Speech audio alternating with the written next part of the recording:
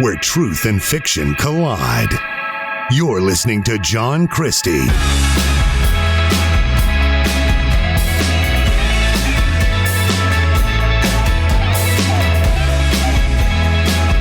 This is the intersection of Christianity and culture. Okay. So today, I've got not one, not two, but three Christies. The Father, the Son, and the daughter. With me in studio right now is Chandler and Mackenzie Christie. Hey guys. Hey. Hi. That's all? Should have said the Father, the Son, and the Wild Spirit.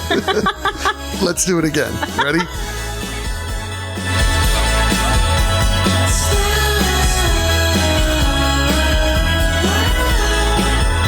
Today, I have with me not one. No, I can't say it that way because I'm with me. True. Good morning. Okay, take another one.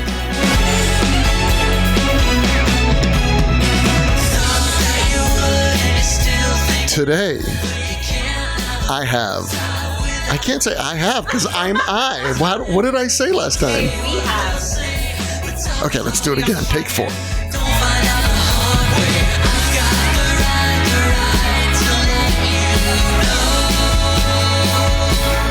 Today, in studio, there's not one, not two, not... Yes, there is 3. Okay, let's just cut to the chase. I've got Chandler, my son, and Mackenzie, my daughter, with me today. How appropriate to start this way. How about I turn your microphone on? That way you can talk. Wow, this is a mess. This is what happens when you do a podcast once every solstice. So yeah, I've got Mackenzie and Chandler both here with me today, and we're going to be talking about when the New Testament was written. A lot of the myths, I like to say, around the authorship, the dating, and all the kind of arguments that try to attack and discredit the traditional beliefs we have of the New Testament. And I hold firmly to those traditional beliefs. And I'm going to give reasons why those are safe and secure today, as opposed to the many theories out there about dating and when the New Testament was written. So, speaking of dating, Mackenzie, what do you know about the New Testament and the look on her face? Yikes. Oh, the look on your face was priceless. Woo, okay.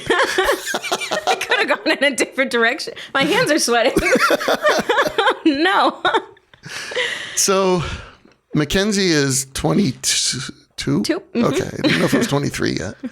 Mackenzie's 22. She's a graduate of the YWAM missionary program. What do you call it?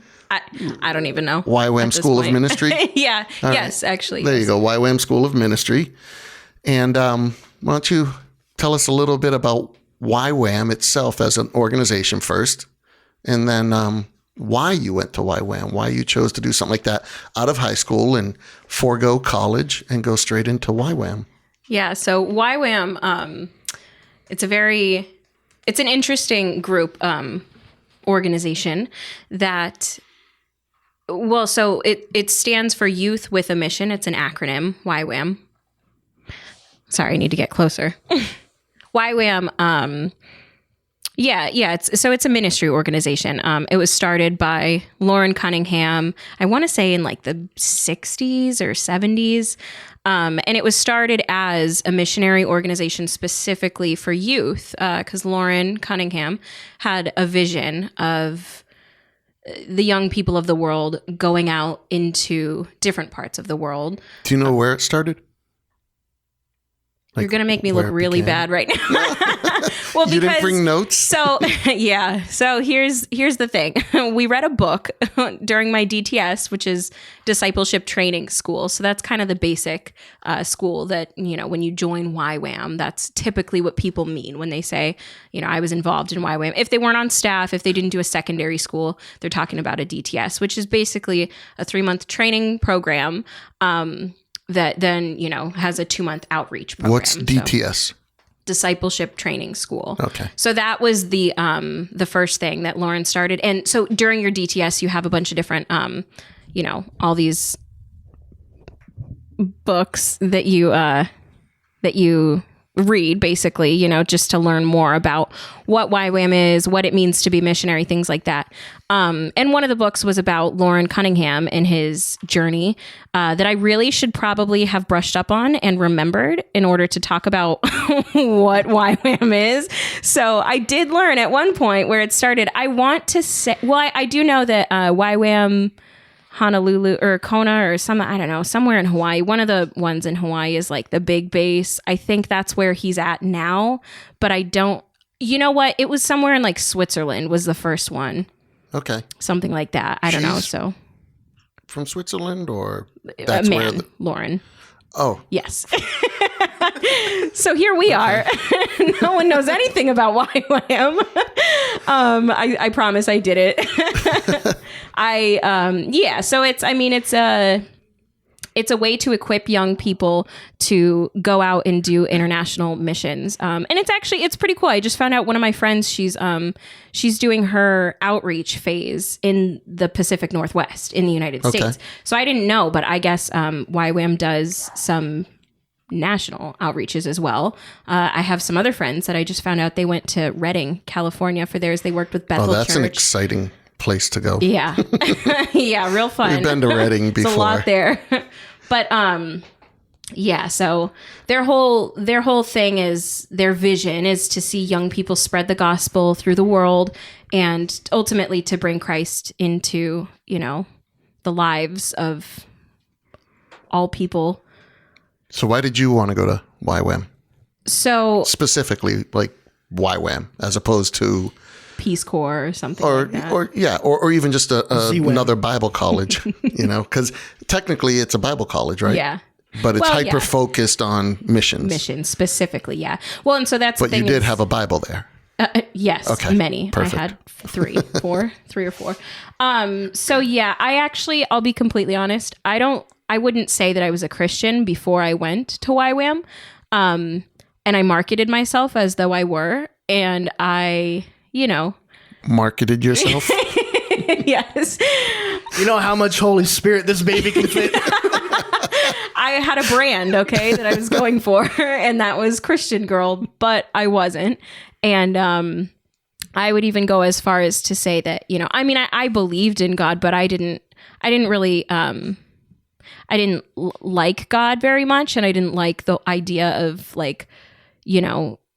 more of God, less of me, and there's just a lot of it that I really, really wanted to be spiritual, and I wanted to love God. And there was so much of that I wanted, that I saw in very close friends of mine, that they had these relationships with God that I had been, envious of, and that I saw the way that God had changed their lives. And I wanted that for myself, but it hadn't happened for me. So I wouldn't say that I was a Christian, but, I would also say I had no idea what I wanted to do with my life. So I decided, you know what, this is as good as anything else, because go join a cult. Yeah, exactly. And that's funny too, because if you for those they're of you easy listening, to be accepted in. Yeah. If you Google YWAM, one of the first things that pops up is YWAM a cult? And really? Yes. Yeah. And so when I was looking into it, I got so nervous. I was like, well, sheesh. I mean, what am I getting myself into? What the heck? Yeah. And even like my boss, when I left, she thought that I was going to a cult and everything. It was So crazy. Then how did you hear about it? So my one of my very close friends, Allie, for those 2 of you in the room that know her, she, she left school a little early. She got her GED, and she she went to YWAM. She felt that she had a calling on her life to do international missions, and that was the way that she knew that she could, I guess, equip herself to do it.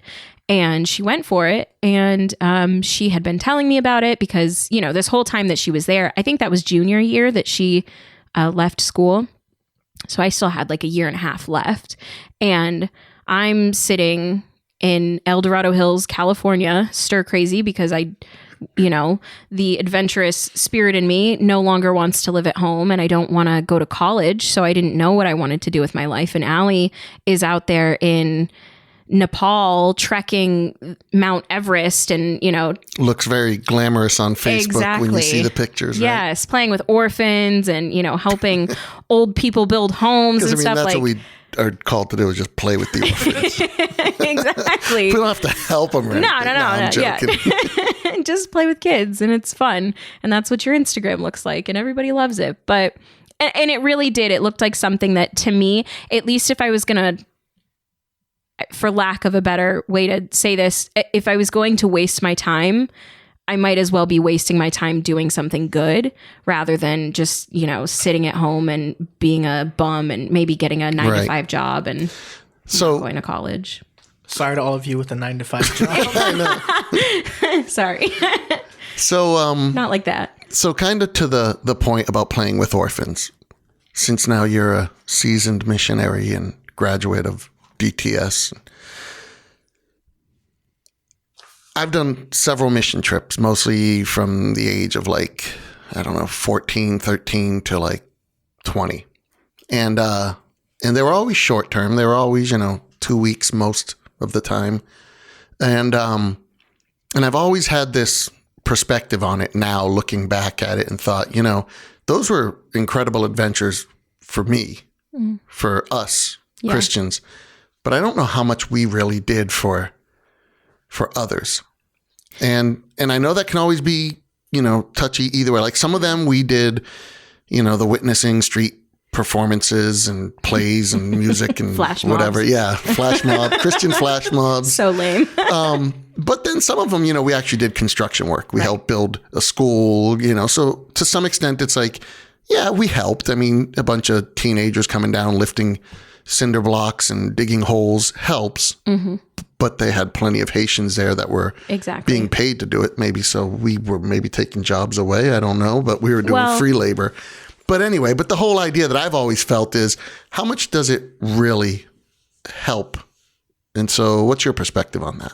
Well, I know that there's a lot of different schools of thought on long-term versus short-term missions. And that's I think it's a really hot topic at YWAM specifically, because you have long-term missionaries that are what they call senders, which are people who, maybe, so I did my DTS in Denver, Colorado.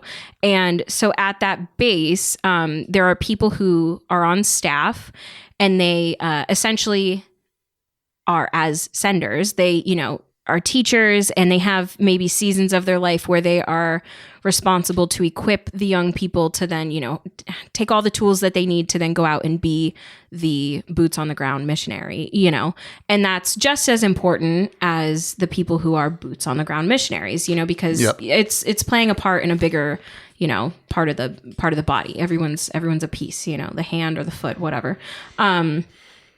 So there are people like that are doing that their entire life, that's, their long-term mission. And then there are people who, are taking the kids on out, or the people. I was a kid, but there were adults in my group. And, but yeah, taking them on outreach, and, you're there for 2 months, but, so for me specifically, what we did was, for 2 months, we kind of hopped around Belize and Mexico. And that meant that we didn't stay in any one particular place for too much time. I think that the longest we were in one location was I want to say 2.5, 3 weeks. And that was only because we left and came back. We went somewhere else for a little while and then returned to that location. And that was in Belize. And what we did there specifically was a lot different than what we had intended to go down to do. Because as we were preparing, we were during our lecture phase, which was the 3-month portion in Denver. they had a hurricane down in Belize. So our plans changed a little bit, which was kind of the motto of our group, of our team that session was, there's been a change of plans, because every 5 minutes, something changes. And a lot of people did at times feel like this is, useless. We're not actually doing anything. We're just kind of playing with orphans. We're cleaning up someone's yard from the hurricane. We're, trying to get all these horses back into their stable because they got out during the hurricane. Like whatever it was a lot of relief work. And I know for some people, it didn't feel like the spiritual adventure that they had planned on embarking upon, with YWAM. And I had actually, had an encounter with a teammate where I know that I should have spoken a little bit more gently to this person, but if you know me, you know that I am not a gentle person. And yeah, really, her? What? She's so sweet. But yeah, he had been complaining one day because for about it was probably our 4th day in a row in Belize City, where it is 1,000 degrees plus 1,000% humidity, and it was just in the thick of hurricane season, so wet weather and just hot, like what do they call it? Oppressive heat. It was just disgusting. And New England. Yeah, exactly. Yeah, pretty much. We call that Tuesday. Oppressive Tuesdays. But that's literally, it was like our day 4 of cleaning up after the hurricane at the YWAM base in Belize City. And this one person on my team was getting really frustrated. And we all were, because we were young and stupid and it was hot and we didn't really understand what we were doing or what our purpose was, and we kind of felt like, what are we doing here? What is short-term missions? It's stupid. I had just been, actually the night before, I had been like meditating on it in the Bible and like in Romans when Paul talks about missions, and just thinking about, like, what is our purpose here? Like, what are we even, this is just crazy. Like, we're doing so much that I feel like is just, they could be doing, and I didn't want to, I didn't want to be mean to him about it, but I think that I was, and I apologized later, so don't worry. But yeah, he had complained that he felt like we were just doing their yard work, and he said, when are we going to go out and evangelize? When are we going to, whatever? And I kind of snapped at him and I had said, you know what? Our job here is to make the lives of the long-term missionaries easier. So there are people here who are boots on the ground full time. Their job is to love their community. They're invested in the community here. One of the men that we worked with, Santi is his name. He has insane pull in Belize. Like, he was like friends with the mayor. He used to be like his pull is like unbelievable. Yeah, his pull was just unbelievable, incredible. It was, yeah, like he's a very influential person, and like he does so much for the community, and so like people know him as the person to go to, to receive food if they don't have any food, and he helps out the kids in the slums in the neighborhoods, around that. Maybe don't have parents, kids that are orphans, or kids that their parents are a part of the gang culture, or, drugs and violence and things like that. And so a lot of the boys, they have a soccer team at YWAM Belize for the young boys. And so the boys in the neighborhood, that's the kind of the slummy neighborhood, they can go there and they can be on the soccer team and whatever. So these are the people that are making real impact in the community, and their base, where that impact is happening, where they're feeding people, where they're bringing the boys to play soccer, where they're, helping young mothers get whatever, they need, stuff like that. Their base was just destroyed from this hurricane. So if what we need to do is to go there and clean up that base and to, move all the trees and burn them so that they have a soccer field to play on, so that those kids have somewhere safe to be when they get out of school, that they can come, then that's what we need to do.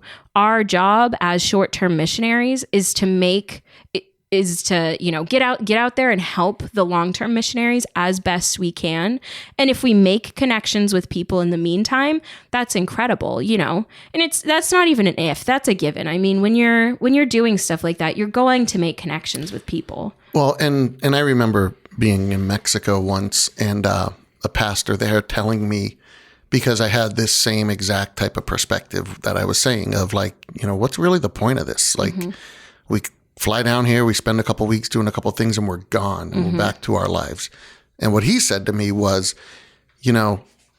the impact Americans have in these types of countries, these poverty-stricken countries where these people have never seen outside of their small village or their area even, that Americans would come down here and do anything, whether it's just a simple, stupid little skit that you do, or it's cleaning the soccer field from debris from a hurricane or whatever it is. To them, it's almost like celebrities coming to your house and helping you cut the grass. And you feel like, wow, what did I do to deserve this? Wow, why am I so special that you would come here to visit me? And he said that impact, don't discredit that. Don't make shy of that. That's very powerful for what that puts into their lives. Now, on top of that, if you can, in some of these services and things we would do, have the gospel message, that they're more receptive hearing from you. Because again, it's that celebrity factor in a sense. And as Americans, we might not want to admit that, but it's very true. If you've ever been to the third world countries, they think all Americans are rich. They think all Americans are, we're all just flying around in jets and doing all kinds of wonderful things. And compared to them, and I've been to some of these huts where they have the 3 brick stove, which is basically 3 stones that they use as a fire for their meals. That literally is what they have as a stove. And yeah, to them, for us to come and visit them in their small part of the world is huge. It's an amazing impact on their life. And so that just makes them more grateful, even for the short-term people, which I know isn't, a huge deal, but it is something into people's lives more than just cleaning a soccer field. It is something that says to them like, wow, look what these people came and did. They have so much in America and they came down here to do this little bit for me. And again, that was from a pastor in Mexico who was saying it as like, don't be so hard on yourself. Don't be so hard on Americans, or whomever is doing the short-term missions. It means more. It might only be 2 weeks for you and you leave and forget about it, but to a lot of them, they haven't, and, I don't know. It was an interesting perspective because I would wrestle with that a lot.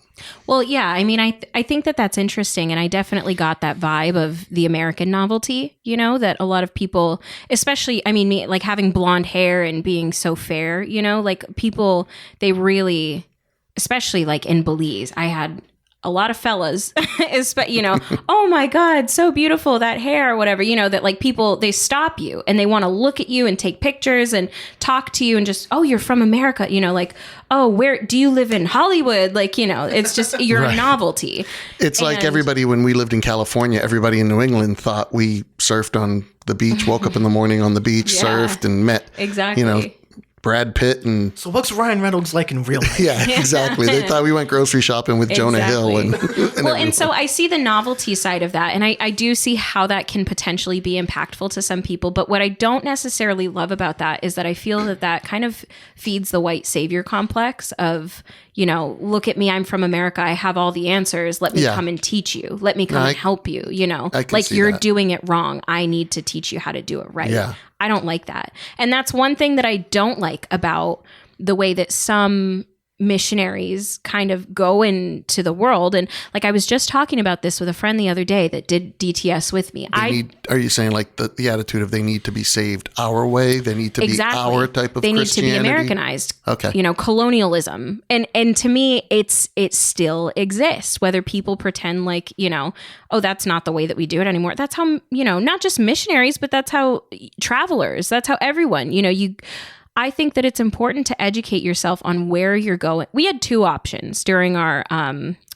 DTS to choose where we wanted to go, either Lebanon and Greece or Belize and Mexico.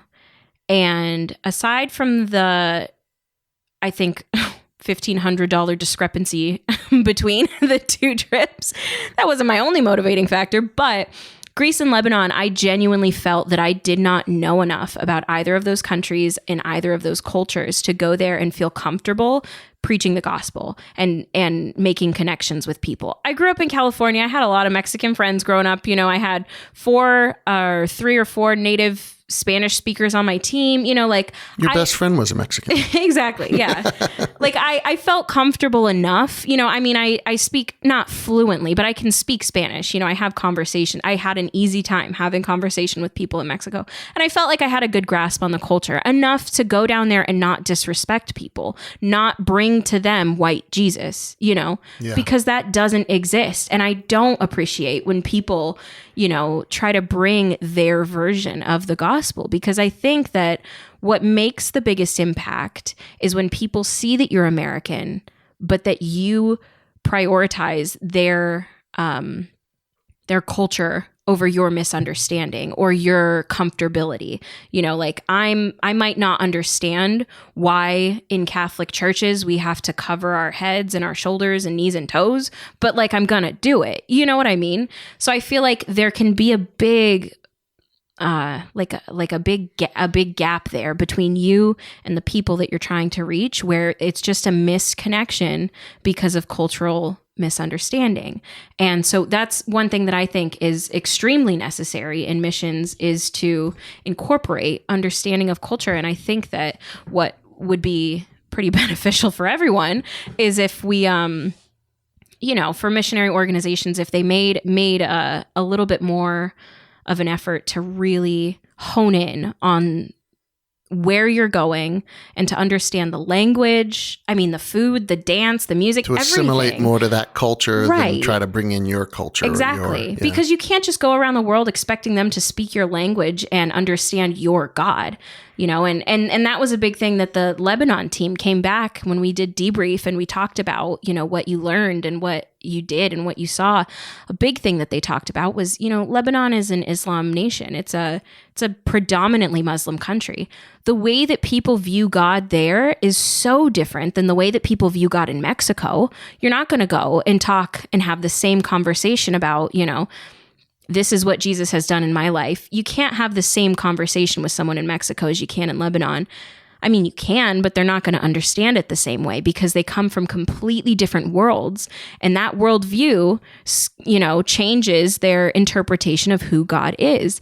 And so you need to get on their level about it. You know, like God being a father is a big, big deal in Muslim countries because relationally, you know, typically, like I know in the Quran and the way that Muslim cultures interpret God is not quite as fatherly as the way that Christian, like the Bible interprets God as a father, you know, a loving hand. And so that's kind of a barrier that you need to get through when you're speaking to somebody who comes from a Muslim background that you don't need to with Catholics, because you literally call God Father every 5 seconds with a Catholic, you know, like it's it's a and very different culture. Exactly. Everything is Father. It's all about, you know, the family order and stuff in Mexico. And that's great, you know, and it's both cultures are amazing and they're to be appreciated and loved. And if you're bringing white Jesus to them, you're not appreciating and loving those people. Thinking of the Everlast song, you know, the white Jesus. Oh, yeah. Yeah. Oh, no, he says black Jesus. I was going to say, It's black Jesus, right? I don't know. I'm getting everything wrong tonight. Not sure. I was just pretending to know what you were talking about to sound cool. I'm going to, well, I was going to look it up, but I don't know. We're not that quick on the keyboard. Well, and that's the other thing too, is like I went back to Denver for a phase 2, which is like a secondary school. And that was a school on leadership. So we didn't do an outreach, but I went back and I learned more about, you know, like leadership in the church. Is this it? You found the song? I found the song. It is Black Jesus. Play other people's music? If we comment on it, there's a Fair Rights Act, so we need to comment. White devil, Black Jesus, heaven closing, hell freezing, egos tripping, scripts keep flipping, bloods keep blooding, crips keep gripping, time keeps slipping,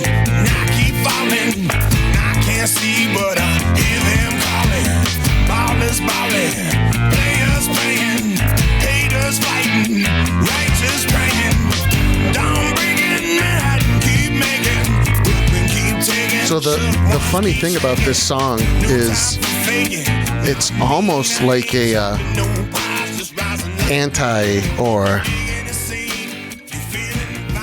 it's the anti-gangster song. Because his whole point about it is the pride of the black Jesus. But the Crips keep cripping, and he's basically talking about, it's the whole practice and what you preach type of thing. And it's like, if you're going to act like this community is so... Or the Catholic Mafia. Yeah, exactly. Oh my God. That's exactly what it is. It's the Italians that'll whack someone and then tell you, hey, don't speak to your mother that way. Exactly. Respect your mother and father. That's what the Lord says, It's like, wait a minute, you just... Jesus didn't die for this. Yeah, you just killed Fatty Two Fingers around the corner, and now you're telling me about it. And so what he's saying is basically, it's the black Jesus, it's the gospel, this and everything, but it's like you guys are shooting at each other and killing each other in Crompton. I think was he from Crompton? Compton. I don't know. Yeah, what'd I say? Oh, we have Crompton Park here. I'm Crompton, confusing Worcester. East Coast Crompton with West Coast Compton. So anyway, that's a Everlast Black Jesus off Eat It Whitey's. I hope you enjoyed our commentary. And then, that was perfectly legal. If you even heard there, he says, "But you call me white devil," and and it's basically that whole, in a sense, practice what you preach type of thing. You just can't be a cool street thug gangster who also, follows Christ. Just like you can't be a mafioso hitman and also follow Christ. Speaking of which, just total tangent off that, there was a metal band at a Christian rally the other day, and that was intense. A metal, do you remember the name of it? Crimson, Saved by Scarlet or Saved by Crimson. Oh, they were at the Day of Hope. Yeah, the Day of Hope event. At like they opened 10:30 in the morning. Yeah, okay, this hair metal band comes out and just starts jamming. Incredible. And it wasn't just the jamming to it. It was also the like, "'Cause Jesus is gonna be Lord. Jesus is gonna be Lord." And the guy had the gall to say, "If you know the words, sing along." Like anyone would know. Oh my God. And this is the event spectacular. that's put on annually in Worcester. That's called the Day of Hope, which is groceries from like Walmart and grocery stores around. A family-oriented It's a family-oriented event. There's healthcare, Bounce there's houses. dental care, there's job placement, there's bounce houses, Get your there's family portrait free taken. food. There's Chick-fil-A sponsors it. exactly. And But you've got, I don't want to speak poorly about them because they did help out, and I really liked it, but it just didn't seem to be fitting the mood. well, especially at 10 Saturday a.m. as morning. the opening Yeah. act. I mean, think maybe that- the last band of the night would have been more fitting for them. Yeah, but That's funny. That was pretty funny, though.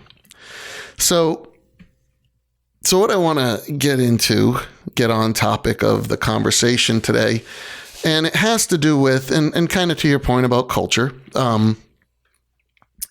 not just when was the New Testament written, but in a sense, we hear so many attacks on the New Testament specifically, and primarily focusing within that on Jesus himself. Did Jesus exist? Was, he a myth? Is he made up from Horus? Is he, there's also Apollonius of Tyana and all these other crazy things people say. And a lot of it is, nowadays we're great at doing partial research, I'll call it. We're great at Googling. We're great at going to Politico or Snopes or one of those Wikipedia. Yeah, one of those fact checking. We all love to fact check, which is such a term that I'm so sick I of. have my sources. Because right, and we all act like these facts are like 100% concrete facts, and till you really look into something and you find out that majority of it is someone's interpretation or someone's take or someone's theory, a hypothesis about what this could be, or they're just trying to connect dots, and the facts quickly erode, and we're left with just someone's conjecture. Someone's putting together a couple of points and making a big story about it. Well, unfortunately, that's what's become very popular now, to attack the New Testament. And, Chandler, you went to Liberty, and Mackenzie, you went to YWAM. I got my BS in religion. There you go. But you both spent a little bit of time in community college. Mm-hmm. So to some extent, you've had some level of the take on religion in general, and especially when it gets to Christianity, the number one attack tends to be the New Testament. Like I said, it tends to be the thing that immediately, all of a sudden, these professors love to tear into the thoughts or the theories on whether or not Jesus did exist and who wrote the New Testament. We don't even know. We don't know. It's all anonymous, and we don't know when it was written. And it was written 100 years, 200 years, 300 years, I've heard people say, after even the time of Jesus was supposedly walking the earth, and all these statements. And so much of it is just complete garbage. It's complete nonsense. It has no foundation. We have such a rich history. There's a reason for 2,000 years the New Testament has stood up to scrutiny, because this isn't the first time people have come at it and attacked it. This has happened plenty of other times through history. And no one ever attacks the Bible. And so that's kind of what I wanted to look at tonight, was not just when was it written, but the arguments that surround that and all the controversial things.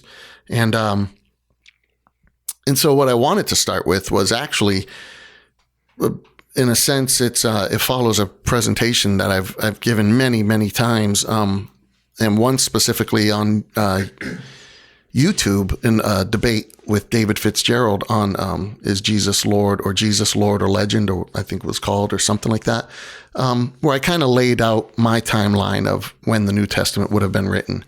And the first thing that I think we need to start... Was that the one that you did live with him? At Sacramento City College? That was you were there. You guys should go watch that video.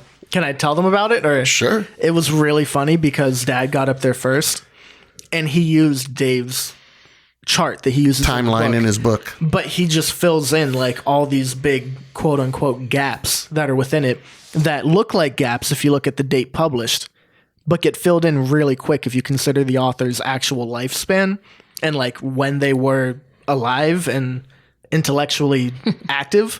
And then he just gets up and picks up the same exact timeline and tries to, he didn't even address the fact that you filled it in. Yeah. Like, he just kind of like, here's what I have. Here's my timeline. Yeah, and these are gaps. Yeah, I didn't even address it. Well, and, Fitzgerald and I are good friends. But the one thing, and I've told him this, we've talked about this, face to face in our debating, that I think is his largest weapon is conjecture. He loves to take vague points and then connect them and turn them into one major, groundbreaking, earth-shattering fact that you're supposed to now believe. Not only did Jesus never exist, but, Paul was a homosexual, Moses never existed, and all these other crazy thoughts that he has. And again, once you drill into each individual item, which is kind of what I started to do in that debate, they start to quickly fall away. And part of the gap that Chandler was talking about is, in his book, and again, you can go to my website, under media, I think is the debate. It's called the Jesus Debate. It's also on YouTube. That link will take you to actually YouTube to watch it. But anyway, johnchristie.com, you can watch the debate if you like. But in his, he put these times of writings of different things, the early church, guys like Clement of Rome and different ones. And he took a date, which could be argued, and he made it appear like this is when it was written. Therefore, that was this person's point in history. Right. And that's not the people, were living 40, 50 years, however long. So their point in history actually spanned a little bit bigger. And that's what I kind of did to connect these people, and it's not was like to they show wrote that. it when they were 1 year old. Right. Yeah. Right. So anyway, when we talk about dating the New Testament, where I always like to start with is, number one, with the New Testament itself. And this is basically the case of what we call prima facie is what I was saying, but I don't think that's correct. I think the real pronunciation on Google... Prima facie. Oh, again. Would you jump? It's scary. Prima facie. Prima facie. How's it spelled? PRIMAFACIE. It comes from Latin. Yeah. So I was saying that it's funny with me because going to school online. It's like Mufasa. Oh, well, I keep forgetting it's in the headphones. Prima facie. Oh my god. So many of these words, I've only read them. I've never actually heard someone say them. So it totally is like a... Throws you off. Yeah. So I would always say prima facie, but I guess it's prima facie. But if you split it up, primo, Italian would say primo, Latin would be prima, whatever. But so first, right? Prime. Prime, exactly. Rib. And then facie is actually better than fascia because what's facie? Facial. Look at my facie. Yeah, face. Right.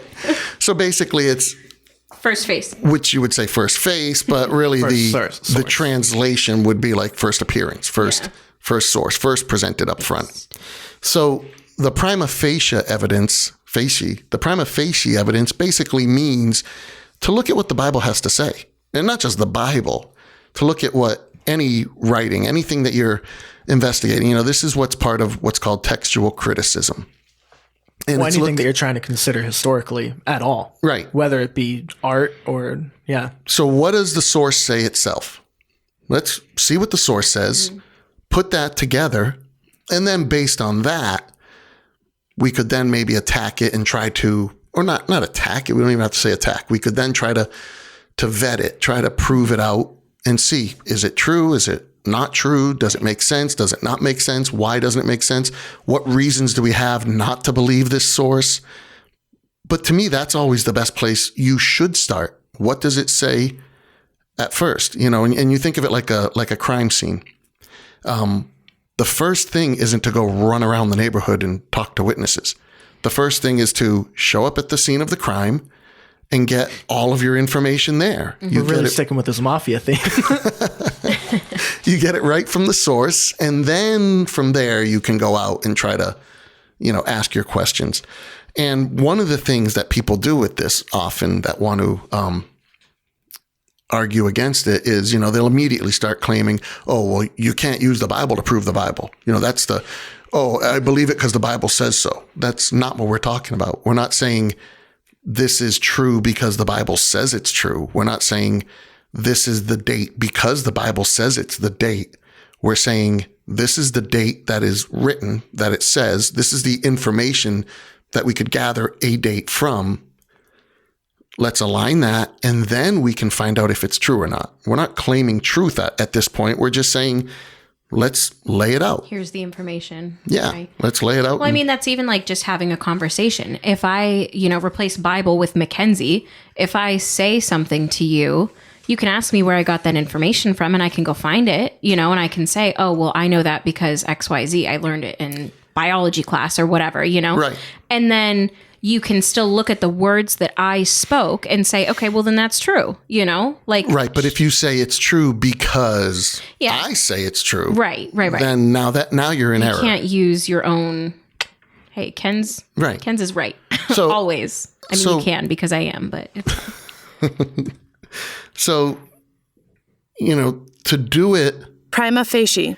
does not mean I love the tilt on your Like face. a dog. We should have that on video. Prima facie. To do it prima facie does not mean that we're claiming it is true because it's in the Bible. right. But we are claiming that this is the starting point. This is what it says. And now we can work from there and try to pull it apart. So with that being said, I think the best place to always start with trying to figure out the dating as to when the New Testament was written, is with the book of Acts. And the reason why is because at the end of chapter 28, the end of Acts, I think it's the last closing sentence even, the author, which we know to be Luke, the author says, Because the Bible says so, or? because the Bible says it's Luke. I'm joking. Well, in that case, yeah, the author is claimed in the Bible. He says, I am Luke. Hear me roar. The last sentence of Acts basically says that Paul was in Rome and he stayed there for 2 years under house arrest. And he preached to all that would come visit him and listen to him. And basically it ends with Paul being in house arrest, prison, in Rome, awaiting trial. Now, what's interesting about that is Luke wrote Acts. We know he wrote Luke. We know Acts is a follow-up to Luke because that's the way Acts begins. In my previous, and he talks about to Theophilus, his previous letter that he wrote. So the interesting thing about that is Luke was a companion of Paul's. Luke was on his missionary journeys. Luke was very much aware of who Paul was. He worked with him closely. Paul is the central figure from, I think, Acts 16 to the end, to Acts 28. Luke doesn't chronicle Paul's death. He says nothing about it. He ends his book before Paul's death. Now, if you're Luke and you're essentially writing the biography of Paul in the last, 14, 13 chapters of Acts, don't you think following up with his death would be pretty interesting? Especially, supposedly under Nero and the insanity that was going on at the time and all this stuff that happened. You're just going to not talk about that? Or Theophilus might want to know about it. Yeah. Or don't you think these things make for some compelling information? Now, he does talk about Stephen, the first Christian of record that we know being martyred. Who was Stephen? Who was Stephen? Oh, you're asking? Yeah. I remember him being, I think he was one of the guys that was chosen to wait tables in the community. He was a minor figure. Oh, well, okay. Yeah. Yeah. I mean, that's basically my point. Right. You chose a busboy. Trick question. Because he was the first one supposedly martyred and you wanted to talk about his story. But you're not going to talk about Paul's death. You're not going to talk about Paul's trial that brought him to death. That seems a little weird, unless this was written before Paul died. Now, Paul, by what we gather, he died under Nero. We know that because Clement of Rome mentions that in his letter. Put him around 68. So 2 years before the destruction of the temple in Jerusalem. 70 AD, key point in all of this. 70 AD is critical in all this because in 70 AD, Emperor Vespasian, really it was his son Titus, but under Vespasian's command, sacked Jerusalem. They sieged Jerusalem. They destroyed the temple. They destroyed the city. They starved them out. They killed them. They horrific stories are found in Josephus's writings about all of this, and a woman eating her baby. Oh my God. Because they were starving them out with food. The baby, in her defense, I believe the baby had died. And so then she boiled him and ate him. Oh my God. But yeah, I mean, it's just horrific stories in Josephus of what this siege on Jerusalem was. But the key to that is at the end of that, Jerusalem is destroyed. The Jews are dispersed. They're no longer a nation until, 1958, 54, something like that? Recently. The temple is gone, completely gone in ruins. The whole Jewish culture, all their worship, their religion, everything is basically erased from that point in history. So it's a pretty significant time for Judeo-Christianity, specifically for the Judeo part, but also for Christianity. And we're going to come back to that a couple times in this. But basically, so we start with Acts. We know Paul dies. We're going to say 68. That's pretty close to an accurate date that we can give. Acts has to be written before 68 AD. It has to be written before the destruction of the temple in Jerusalem. Why wouldn't Luke talk about any of this if it was after? So if we start with Acts, we know it has to be done. It has to be written before Paul was martyred. We also know from Clement that Peter was martyred under Nero. And we know Nero's reign was, I believe, 64 to 68. So Peter's got to be right in there as well. The other interesting thing, Luke does no mention of Peter's martyrdom, his crucifixion. We have no record of that in Acts. Another one, a significant member of the church. Peter, while Paul might be chapter 16 on, when Luke joins him on his missionary journeys, Peter is the central figure of the beginning of Acts. The first 16 chapters, everything's about Peter. But again, conspicuously, he's absent with his murder. So we can really gather from that prima facie evidence that Acts seems to be written before the deaths of Peter and Paul. In addition to that, James, the brother of Jesus, who was a central figure in the church, he was the head of the church in Jerusalem, his martyrdom isn't mentioned in there either. So now you're missing the three... right around the same time. Too. Yeah, and you're missing the three major guys of Christianity in that day. They're not being mentioned in martyrdom. Can everyone hear the dog barking? I hope not. I hope not either. But anyway, that's what we do. We talk while dogs bark. We have dogs that bark. So anyway, so these three major figures are missing from Acts, yet Stephen is mentioned in his martyrdom. It makes no sense. We hear about Paul's conversion in detail. We hear about lots of Peter's events escaping from prison. We have Paul escaping from prison. We have all kinds of things where they're cheating death, but we don't mention their actual death. We don't talk about it. So it becomes, again, at face value, that it makes sense that Acts is written sometime before 68, somewhere in that period. 66, something.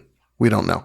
The fact that they do settle in Rome and there is no mention of Nero and his craziness seems to also seem that it's probably a little bit before Nero was emperor, or at the very early stages of Nero's being emperor, where he hasn't really gone crazy at this point.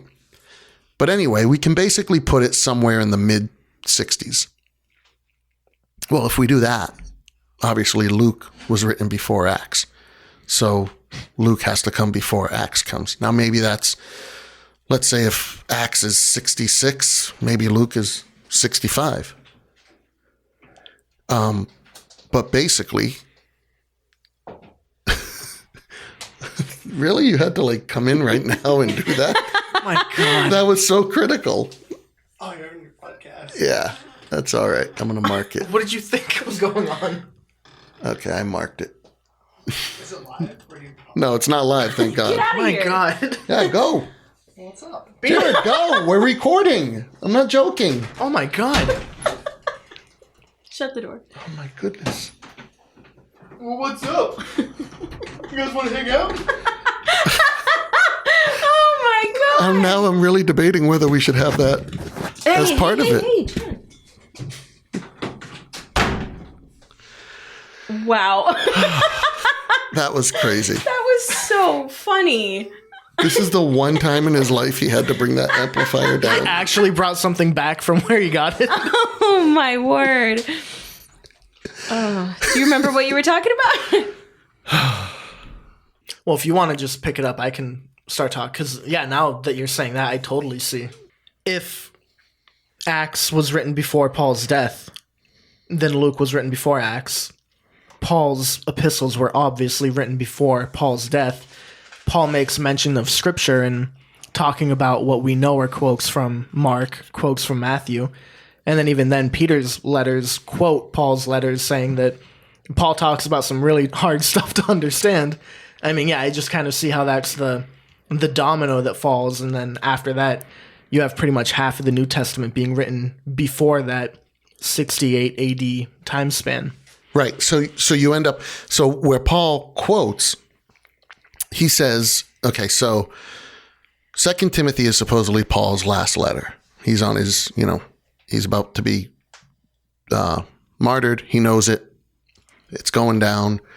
1 Timothy, not long before that. And he says in 1 Timothy, for the scripture says, this is 1 Timothy 5:18.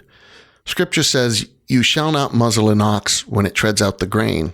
Now we know that's directly from Deuteronomy. And the laborer deserves his wages. So he quotes two scriptures and he says, Scripture says, shall not muzzle an ox when it treads out the grain, and the laborer deserves his wages. Laborer deserves his wages is a verbatim statement from Luke 10:7. Luke 10:7, and remain in the same house, eating and drinking. What they provide for the laborer deserves his wages. Now, if that's a common saying that they happen to say there, we find that in nothing else, at least so far. We have no other documents. And we have a lot of documents from first century Roman Empire and different writings of people. We find nothing that says the laborer deserves his wages. Coincidentally, Luke says it. Now, that also brings up an interesting point. If Luke is going to quote from a gospel, doesn't it make sense that if Paul was going to quote from a gospel, doesn't it make sense that Luke is the gospel Paul quotes from? Luke was right there traveling with Paul. It's almost like they knew each other. It's almost like they knew each other. It's almost like he had a copy of it and he was reading about Jesus and this thing and he said, that's a good statement. I'm going to say that. How do you get a copy of it? Well, because he was a travel companion. Actually, he was the leader of the travel with Luke. So Paul and Luke knew each other. Paul and Luke were intimately related as far as ministry goes. Luke chronicles so much at the end of Acts. It turns from this third person looking in to all of a sudden he's in the midst of them and he starts using words like we set sail for this. We did that. He's part of the team at this point. Paul was aware. If you look at this prima facie, Paul is aware of Luke, not only aware of it, he considers it scripture. Not only does he consider it scripture, he holds it at the same height, the same level as Deuteronomy. Yeah. He quotes from Deuteronomy and Luke in the same sentence. That's significant for someone who grew up with the Old Testament as a Pharisee and knew the weight of this scripture, the book of Deuteronomy. And he says, scripture says, you shall not muzzle an ox when it treads out the grain, and the laborer deserves his wages. These points now, we have second to the last letter that Paul wrote, quoting from Luke. We have Acts not giving us the insight to Paul's death. You have to take this and say Acts, Luke, 1st and 2nd Timothy, and if you take 1st and 2nd Timothy, you got to take all of Paul's letters and say that they are all before the destruction of the temple in 70 AD. They're before Paul's death. They're very early.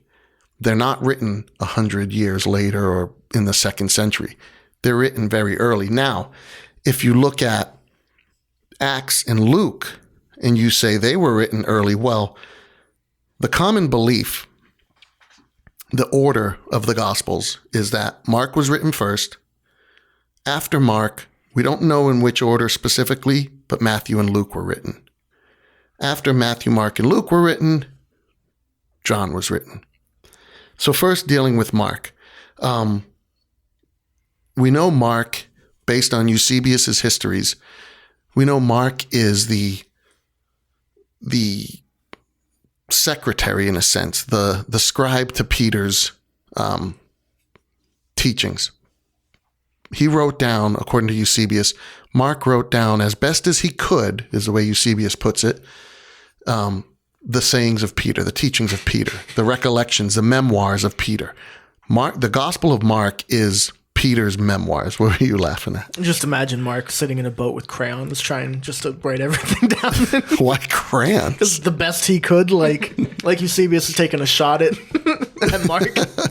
Well, and I think part of it also lends to, Eusebius using that little statement, the best he could, lends to why Mark is so brief. It's the smallest of all the Gospels, and it's very brief. Well, that's what I mean, yeah, because he definitely doesn't have the literary panache or whatever of what you would expect of a historian. Well, and it's not well ordered. Right. It's not done like a historian, which is interesting because Luke opens his gospel saying, while there's been other things written about this Jesus character, I felt the need to write an orderly. He uses the word orderly. That's what I mean. Like Mark was just kind of like, okay, this happened and that happened and this happened. And but the historians are like, no, let me do an orderly account. Yeah, right. It's let me show you what I know. Professionals about this. Yeah, yeah. Well, basically, so in a sense, well, who knows? I don't know if it was meant to be. Mark is Snapchat. The other ones are like the Facebook timelines that have exactly all the really nice whatever. Mark's the quick story. And the main reason why we believe that about Mark, that it was the earliest written, is not just because it is so quick and brief, which also I think. Now, let me just back up for a second. From the understanding we have of Peter, he's kind of a hothead. He goes off the handle. Yeah. He's my Uncle Richie. Wow. My Uncle Richie is fought state troopers.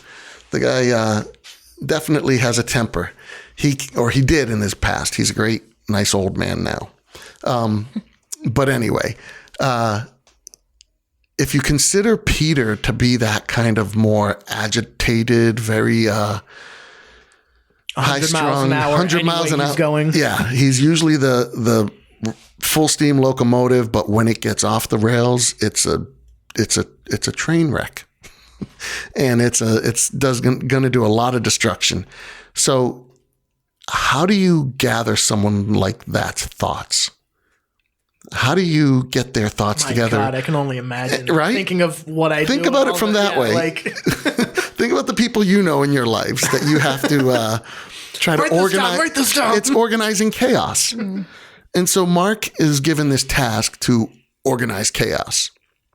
Now, one of the things, people love to say is that the Gospels are anonymous. Well, the reason we get Mark is because Eusebius, the church historian, tells us that. Now, and again, this is a point that I brought up in that debate with Fitzgerald, and I still will bring up, and there is no good answer for it. But the question is, why Mark? Why? If you're going to make up someone as authoritative, right, yeah. Who was why Mark? Right. Yeah. What we know about Mark is not flattering.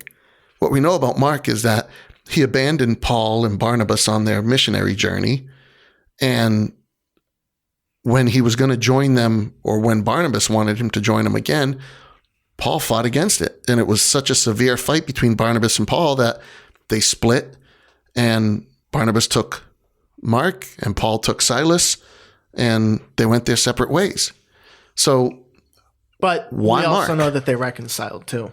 Yeah, at the end, in his letter to Timothy, Paul does say, bring John Mark because he's very beneficial to me. So they did reconcile, which is a good thing. But still, is he that significant? Right. If you're going to tell the memoirs of Peter, if you're going to put a name to a gospel, why not put Peter? Everybody knew who Peter was. Peter was one of the top guys. Why not? If you're going to make this up, why not, let's go full-blown makeup. Let's name Peter. Why Mark? So that lends some credibility to Eusebius's statement that Mark did it, which, by the way, again, which is a significant point, we have no one else anywhere at any time in history amongst any of the Gnostic Gospels, any of the people who fought against the church fathers that ever names any other names or even takes issue with the naming. There's no one else that ever really brings that up in early church history and says, it wasn't Mark, it was Barnabas, it was such and such. Well, and there were plenty of people who'd be motivated to do that. At if that they time, wanted to. more so than nowadays. Yeah, it wasn't that they just never thought about questioning it. It was more of no, everyone knew that Mark wrote Mark Gospel because I knew Mark. Yeah, it was well accepted. Yeah, it was. So to that extent, then, if we put Mark first, then Mark has to come before Luke, obviously, and Luke comes before Acts. And then Matthew sits somewhere in there between basically Mark and Acts, you would assume. Now, you could say, well, maybe Matthew was written much, much later. Now, what they know is there's shared information between... I don't think, I think Paul quoted Matthew too. I don't think so. Where? No, I thought it was something about Paul saying that Jesus's love God and love your neighbor is the summation of the Old Testament. And that's where you find Jesus giving that in Matthew. I thought that was one of them, but maybe not. Yeah, he talks about the Lord's Supper, and in the Lord's Supper that Paul paraphrases from, it's closest again to Luke's version of the Lord's Supper. So yeah, I might be wrong in that. But basically, if we put Matthew, we have to put Matthew somewhere, and we know Matthew copies a lot from Mark. Again, Mark is very small. It's about half the size of Matthew and Luke. So while they copy a lot from it, that still leaves plenty for themselves to have of their own information. And so what we have is what's called the synoptic problem. And I never understand why it's called a problem. I mean, I understand, but it's not that big of a problem. What the synoptic problem is Matthew, Mark, and Luke share a lot of information. And that's why it's called synoptic. The problem is they also have information that's not in common to each other. There's stuff in Matthew and Luke that's not in Mark. So this led scholars years ago to believe that there's another source we call Q for quell, which basically is, what is it? What is the source? We don't know. So Q is the source that Matthew and Luke share information that's not in Mark, but they do have in common.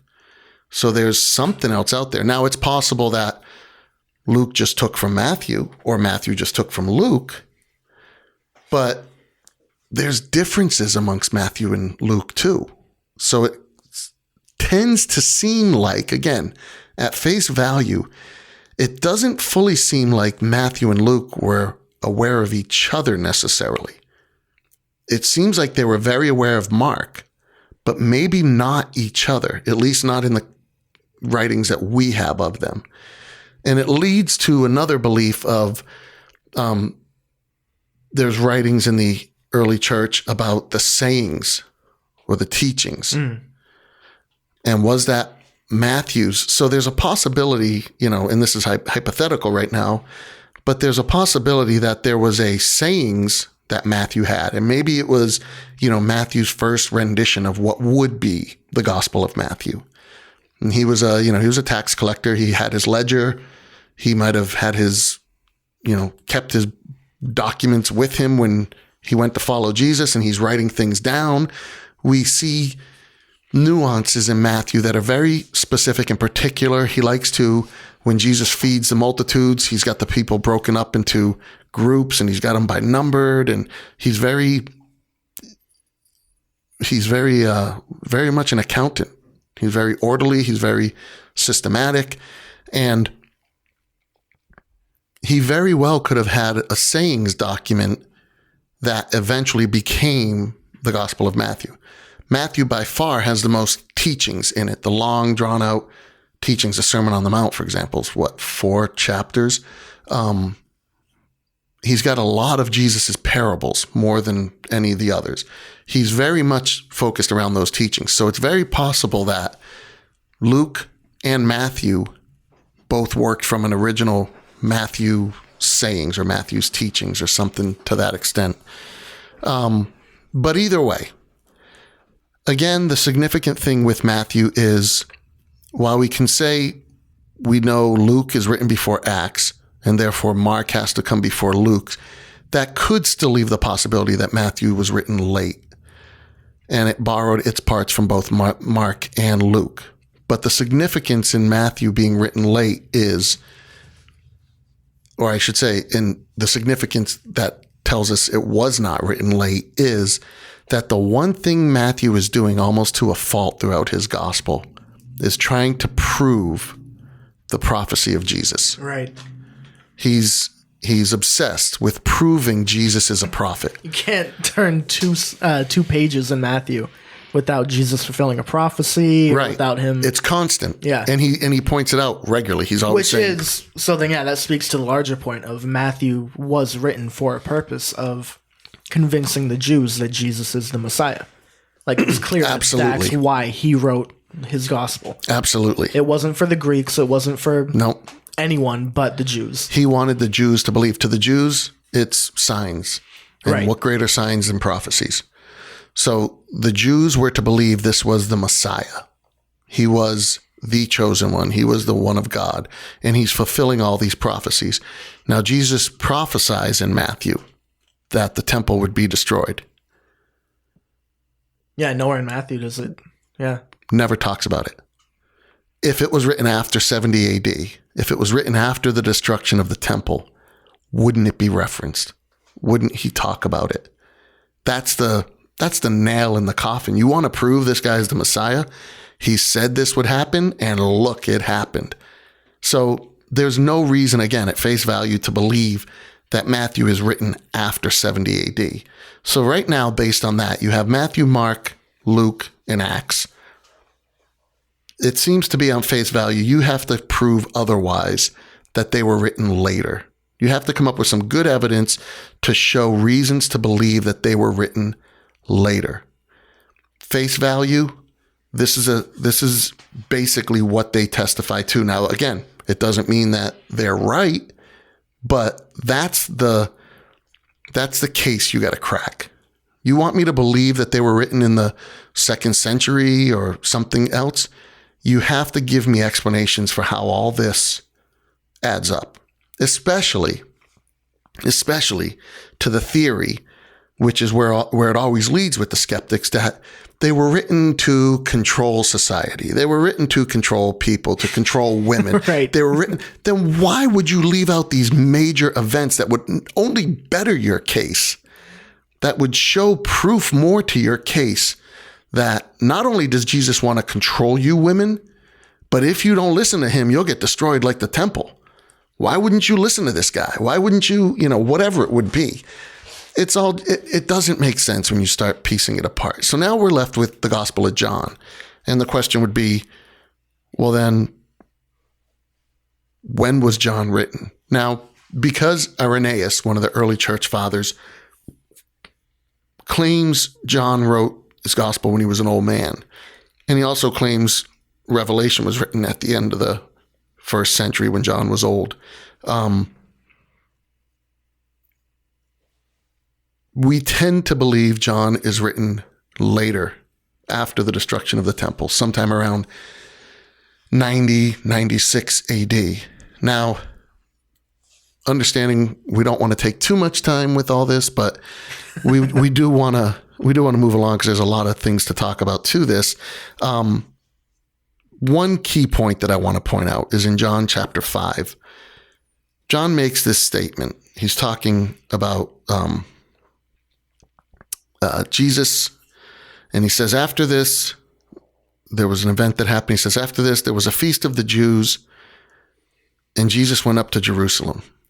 He says, after this, there was a feast of the Jews, and Jesus went up to Jerusalem. He's talking in the past tense. He's telling you about a past event, right? This is normal. Well, and that's what I love about John's gospel too, is that where Matthew was written for the Jews, you clearly see that John was written for the Greeks, where he talks about Passover and explains what Passover is. Yep. He talks about all these Jewish traditions and is like, and this is why it matters, because to And he'll us say things like, and in Aramaic, it means this. right, yeah, And, exactly. yeah. No, I'm definitely convinced John is an apologetic gospel to the Hellenistic community. But he starts out chapter 5 with a past tense story. I'm going to tell you a story of something that happened. There was a feast of the Jews, and Jesus went up to Jerusalem. And then the second verse, he turns to present tense. Now, there is in Jerusalem by the sheep gate a pool in Aramaic called Bethesda, which has 5 roofed colonnades. In these lay a multitude of invalids, blind, lame, and paralyzed. That's all present tense. He's saying it as if that pool exists today. And if you go there today, you'll see a multitude of invalids, blind, and lamed, and paralyzed. One man was there who had been an invalid for 38 years. And he goes on to talk about a healing. Now he's in the past tense again. So the point being is, what John is doing is he's telling you a past story about a current place. Now that's significant because that's natural tone. That's how we talk. We say, remember 2 years ago we went to Washington, D.C.? You know, where we went to... where all the statues are. Where all the statues are, right. And the statue of the Jefferson Monument. And we talk in the present because they're still there. We don't talk about them and say, where the White House was. No, the White House is. It's there. Now, right. We would do differently about the World Trade Center.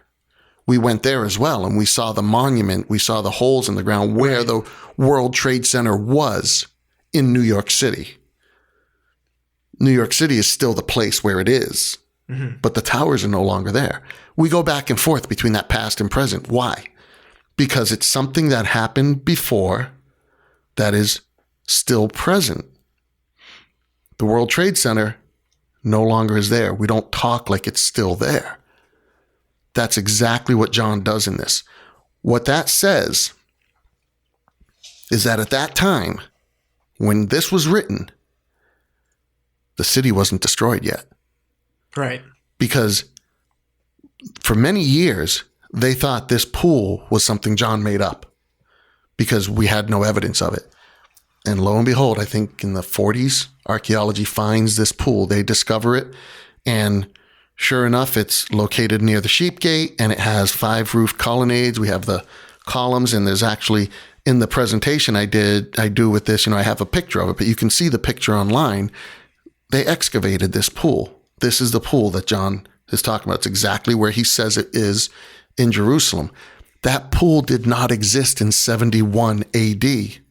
That pool was rubble like the rest of the city. If John is written in the 90s, why would he reference it as a present location? Why would he state it like it's a place you can go to today and see this place and see these people there? Oh, so you think it's even earlier? I think it's than before 70 AD. Oh, okay. No, I've always heard, John being like the early 90s. Dated late. Yeah. And again, when you look into it, the whole reason is because Irenaeus makes, in a sense, a flippant statement about John being an old man. Right.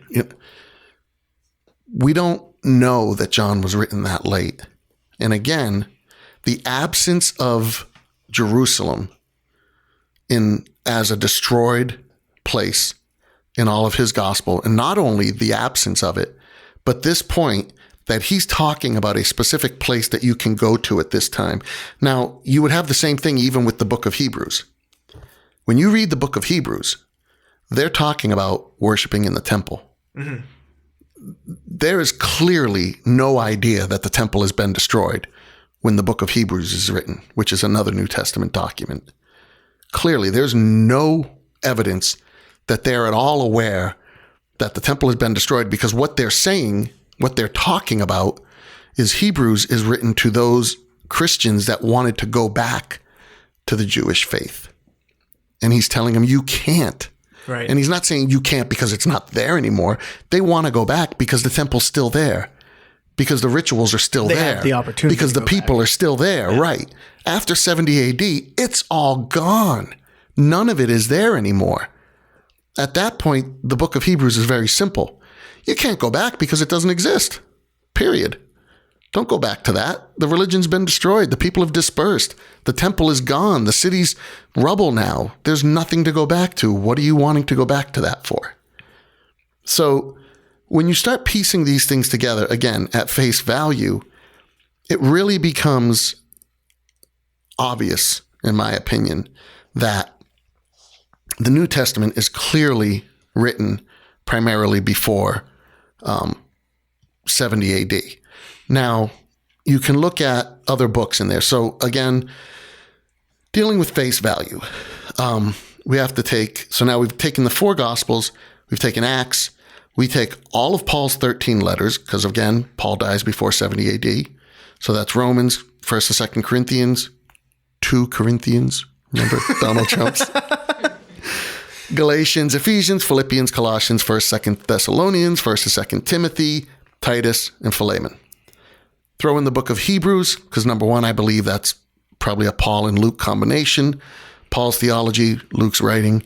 But also, what's that? The lack of right. But then even more to that is, right, you can't read Hebrews and believe that the temple's already been destroyed. Right. It's just not possible. So then you have 1st and 2nd Peter. Well, again, we know Peter died before the temple. You have 1st, 2nd, and 3rd John. So maybe those 3 you could hold up and say, maybe. You have James. We know he died before the temple. And we have Jude. So the best you could get out of that is 1st, 2nd, 3rd John, and Jude. And I would say Revelation, which I would make many other cases for why Revelation is written before 70 AD as well. And maybe that'd be a fun one to do a podcast episode on. That'd be a full podcast. Yeah, that would be one all in jumping of itself. anything into Revelation. So basically you have those 5 letters that you could say, if potentially they were written later than that. Again, it would be very suspect that none of them make any reference or any any reference to the ending of Jerusalem, the ending of the temple, the ending of the Jewish faith. Ending of the Jewish faith, what I mean is basically the dispersion of the Jews.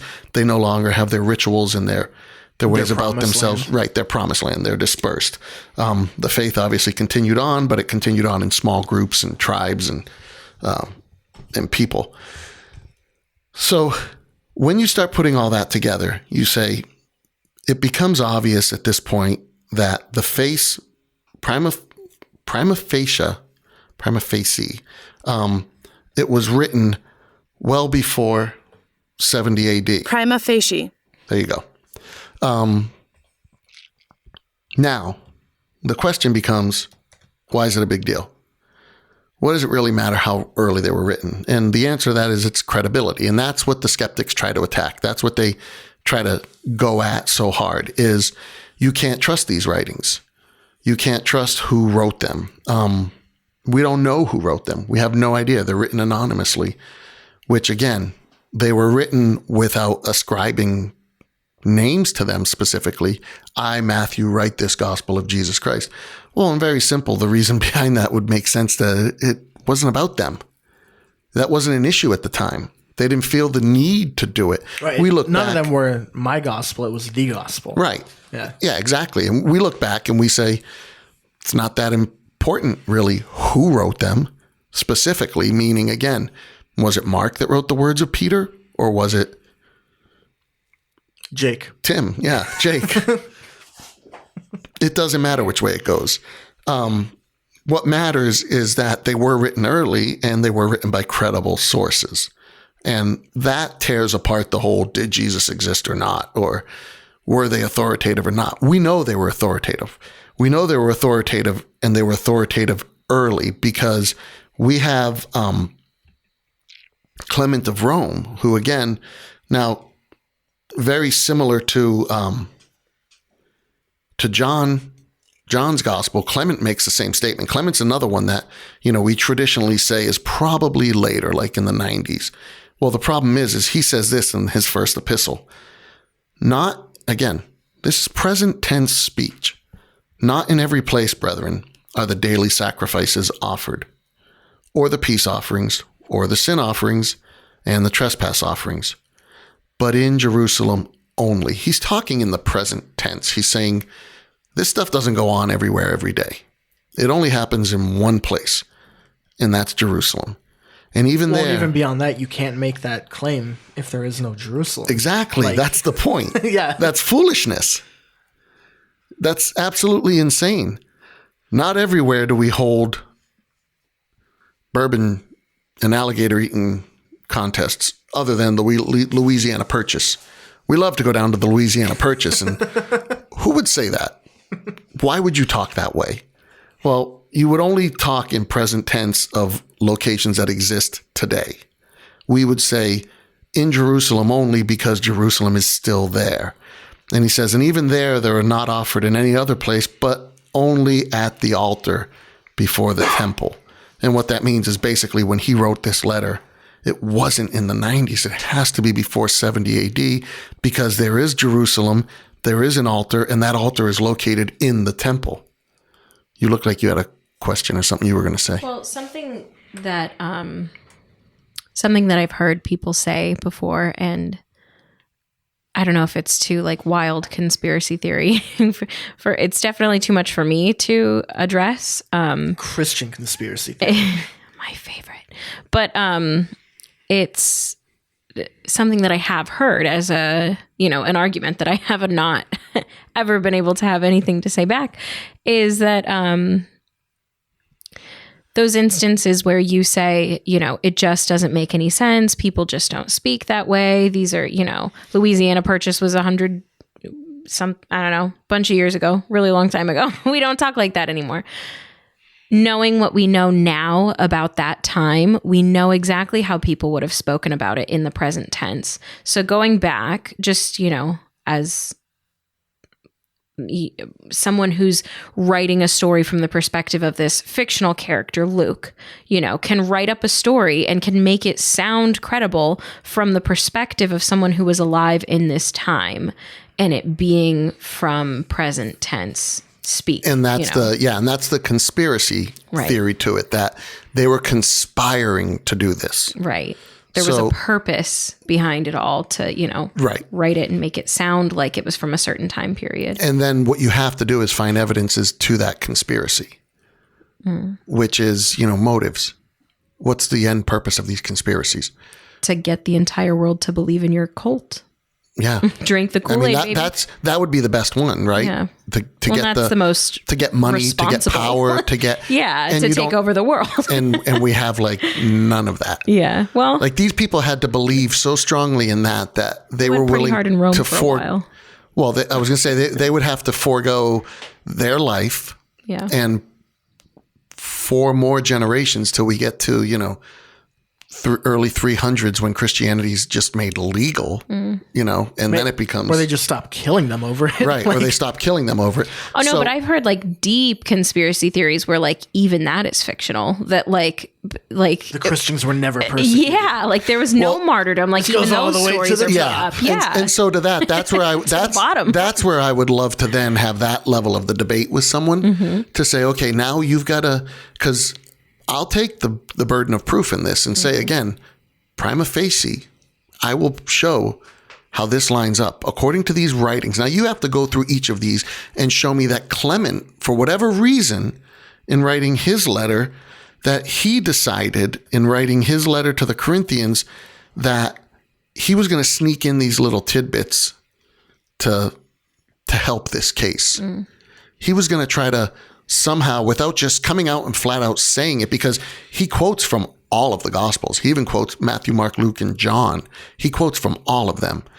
He's got to somehow be making a case to show not only are these guys legitimate, but I'm trying to go back in time and prove that they were earlier, but I'm not going to say it. I'm just going to leave these small little Easter eggs and hope someone finds it, because in my lifetime, I'm going to get killed for this, and many other people are going to be hunted, and we're going to have to do this underground. But dude, it's totally worth it. But 2,000 years from now, they're going to be talking about me one day. Yeah, exactly. Like you can wrap a conspiracy around anything, but there's some point where you got to go, yeah, but okay, if I follow what people say in that direction, I understand Jim Jones and what he did and the reasons he did it, and look what he was reaping from it. I understand David Koresh and look what he was getting from it. Yeah. I understand, find the figure, right?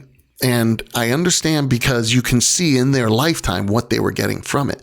These guys weren't getting that. Yeah. It really is hard to hold those conspiracy theories up at times because it doesn't play out in their life. They had to have such foresight to thousands of years, I mean, not even thousands, hundreds of years down the road to be like, yeah, but one day our faith, this little nugget that we're building will take over the Roman Empire. Well, and those are the two biggest arguments for me that really convinced me of it. The first being, the genuine belief of the early church.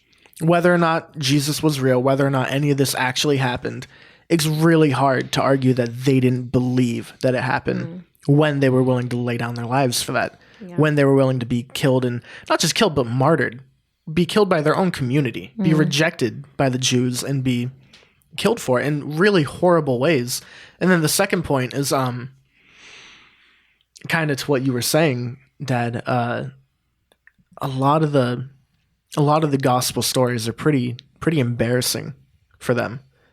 Like, Peter isn't a guy that I want to model my faith after, in the sense of rejecting Jesus. Paul, again, not really the guy that I want to model, of going and killing his own brothers, sisters, Christians, and then having to deal with the repercussions of that and the obvious guilt that he felt through that. And just James too. And that's the point, that's a whole nother one about the credibility to these authors, is that they don't make the attempts to make themselves the Messiah figure. They're not the heroes. In their writings, they're not the, again, you have to go find this stuff through other writings of things. And that's when, the conspiracy part just becomes too hard to believe, because you really have to believe that hundreds of people were in on it in all different walks of life in all different parts of the world And at they all that time. got their stories straight. And they all got their stories But straight. I mean, could Well, and you then there's- imagine that is the world's most impressive? Forget about flat Earth. well, but then I have That to would say, but be that would be incredible. divine in and of itself. I Right. mean, So who's that God? could you Well, but then, and then there's the other problem with the that Roman too Catholic is that Church? it's kind of the same thing with any politics of it. That Obama's both the bumbling idiot and the Right. mastermind genius. You're right. Trump can't is be a the evil moron genius, and right. he's Dr. Evil. Yeah. Okay, so these men were idiot fishermen who couldn't read or write. Right. But they also, got were hundreds of genius people in enough. on this together, and they all overthrew the Roman Empire with it. And And not to mention, I whatever mean, the conspiracy. No. But see, that's what I'm saying is I mean, I have heard that side of it, but more than that, what I have heard, and I don't necessarily know all of the historical evidence for these people having existed, but that these people didn't exist. Most of the people in the Bible, these like are just Peter, Paul, they weren't even right. real. It's fallacy. It's all just story that was written later on, almost like. Never mind. I'm not going to go there. like what? I was going to say like the Book of Mormon that was found. So, and an but, you know, so an just- interesting one to that, just because this last week came out really strong. Number one, the really interesting point to that is archaeology has backed up so many of these things, right? And that's one point David Fitzgerald has made to me several times. but and not the I'll bones talk of the about- actual people. Yes. I mean, we just I'll talked get to about found that. that. We Paul? just talked We just about that. had that Not Paul. What? I'll get to that. Guess where Jesus is. 1 second, and we'll tell you right after this break. Well, And that we're was back. weird. just kidding. We don't have commercials. No. So before we took our break, we were talking about Prima facie. and how the evidence adds up to, at face value, it seems like, I think it's obvious that the Gospels, all the letters of Paul, the letters of Peter, the book of Hebrews, and basically the majority of the New Testament was written before the destruction of the temple, the destruction of the city of Jerusalem. Now, we were also talking about conspiracies and what if things are made up? What if the interesting thing behind that is if they're making all this stuff up, they knew what life was like in Jerusalem in that first century to a T. They knew names. They knew persons' names that were common and popular then because they just flippantly name people and they're the right names. Paul's crazy route that he took in the second missionary journey and And the names of that the cities little- that they're in. well, the little island that nobody knew about, and they thought that Luke was a dirty liar because of it, and then they found it. They didn't believe in the chief man of Malta. Right, yeah, the chief man was a big one. I've been to Malta. There is a chief man. No, but then they find I forget what that if it was writings or if it was actually a stone or something that makes reference to the chief man. Now, who's gonna say the dude unless you've seen The Big Lebowski? Luke was in Malta. He met the dude. The dude was the chief man. The dude Caesarea, Caesarea moved, and it was like, oh well, Luke was wrong because he said Caesarea was here. Well, we find that, oh no, it was there, and then it was moved to this location. We find steels, monument stones of Pontius Pilate and being prefect. We find all this stuff in archaeology, right? They try to say, well, Jesus would never have been buried in a tomb. They did not allow criminals who were crucified to ever be buried in tombs. The Romans wouldn't stand for it. It just wasn't something that was done. That's a part of the Gospels fabricated. I've never heard of that before. You never heard that argument? No. Well, luckily archaeology finds an ankle bone in an ossuary. You know what an ossuary is? It's a bone box. And these bone boxes, basically, they would put bodies in tombs. After a year, who wants this job? You'd go into the tomb, collect the bones, and put it in a box. And then that would go into a back chamber of the same tomb on a shelf with the other ancestors. Think of Mulan. Remember Mulan with all her ancestors and that thing? That's what it basically was. So these So they ossuaries. just let them like decompose in the tomb. So yeah, you put them in the tomb. So the tomb is like an opening underground with like kind of a big stone bench or maybe two Were they or completely whatever. closed off, or was there ventilation? Or Yeah, I mean they were usually in caves and things, so I'm not sure about ventilation. But yeah, they would be closed off. They would be sealed, closed off, with the stone Right, or yeah, something. Middle Yeah. East. You don't want to smell it. it's an oven. Oh my god. Yeah, you don't want to smell it. Oh, it's a human crock pot. And then With ancestor chili. and then once all the fluids are done and the body puffs up and it all whatever, you're left with bones. And then you collect the bones, you put them into a bone box, an ossuary, and that ossuary gets put on the shelf in the back, and the front area waits for the next family person to die. Well, we find in one of these tombs in a bone box, we find an ankle bone, and it has a spike through it, the same way described in the Gospels. Now, they had said many times that, this doesn't Mackenzie's happen. looking visibly interested. Yeah, this isn't television. You can say You have something to say if you want something to. or- Well, I They don't can't want to see you. interrupt, but No, interrupt. That's the whole point of it. what's interesting Interesting. to me and what makes little to no sense to me, how is it that they would find an ankle bone of what is presumably Jesus? No, what you're no, saying to me? no, just a not criminal. Jesus. He was a criminal Just a who was crucified crucified. I was like, hold up, brother, because you're trying to tell me that my Jesus was sisters were resurrected, wrong. but he left his foot. I was like, tell me how they found no If trace it offends of the you, human leave it body. behind. This is not doctrine. Get out of here. Remember when Mary went to touch him and he said, don't touch me? She grabbed him by the ankle.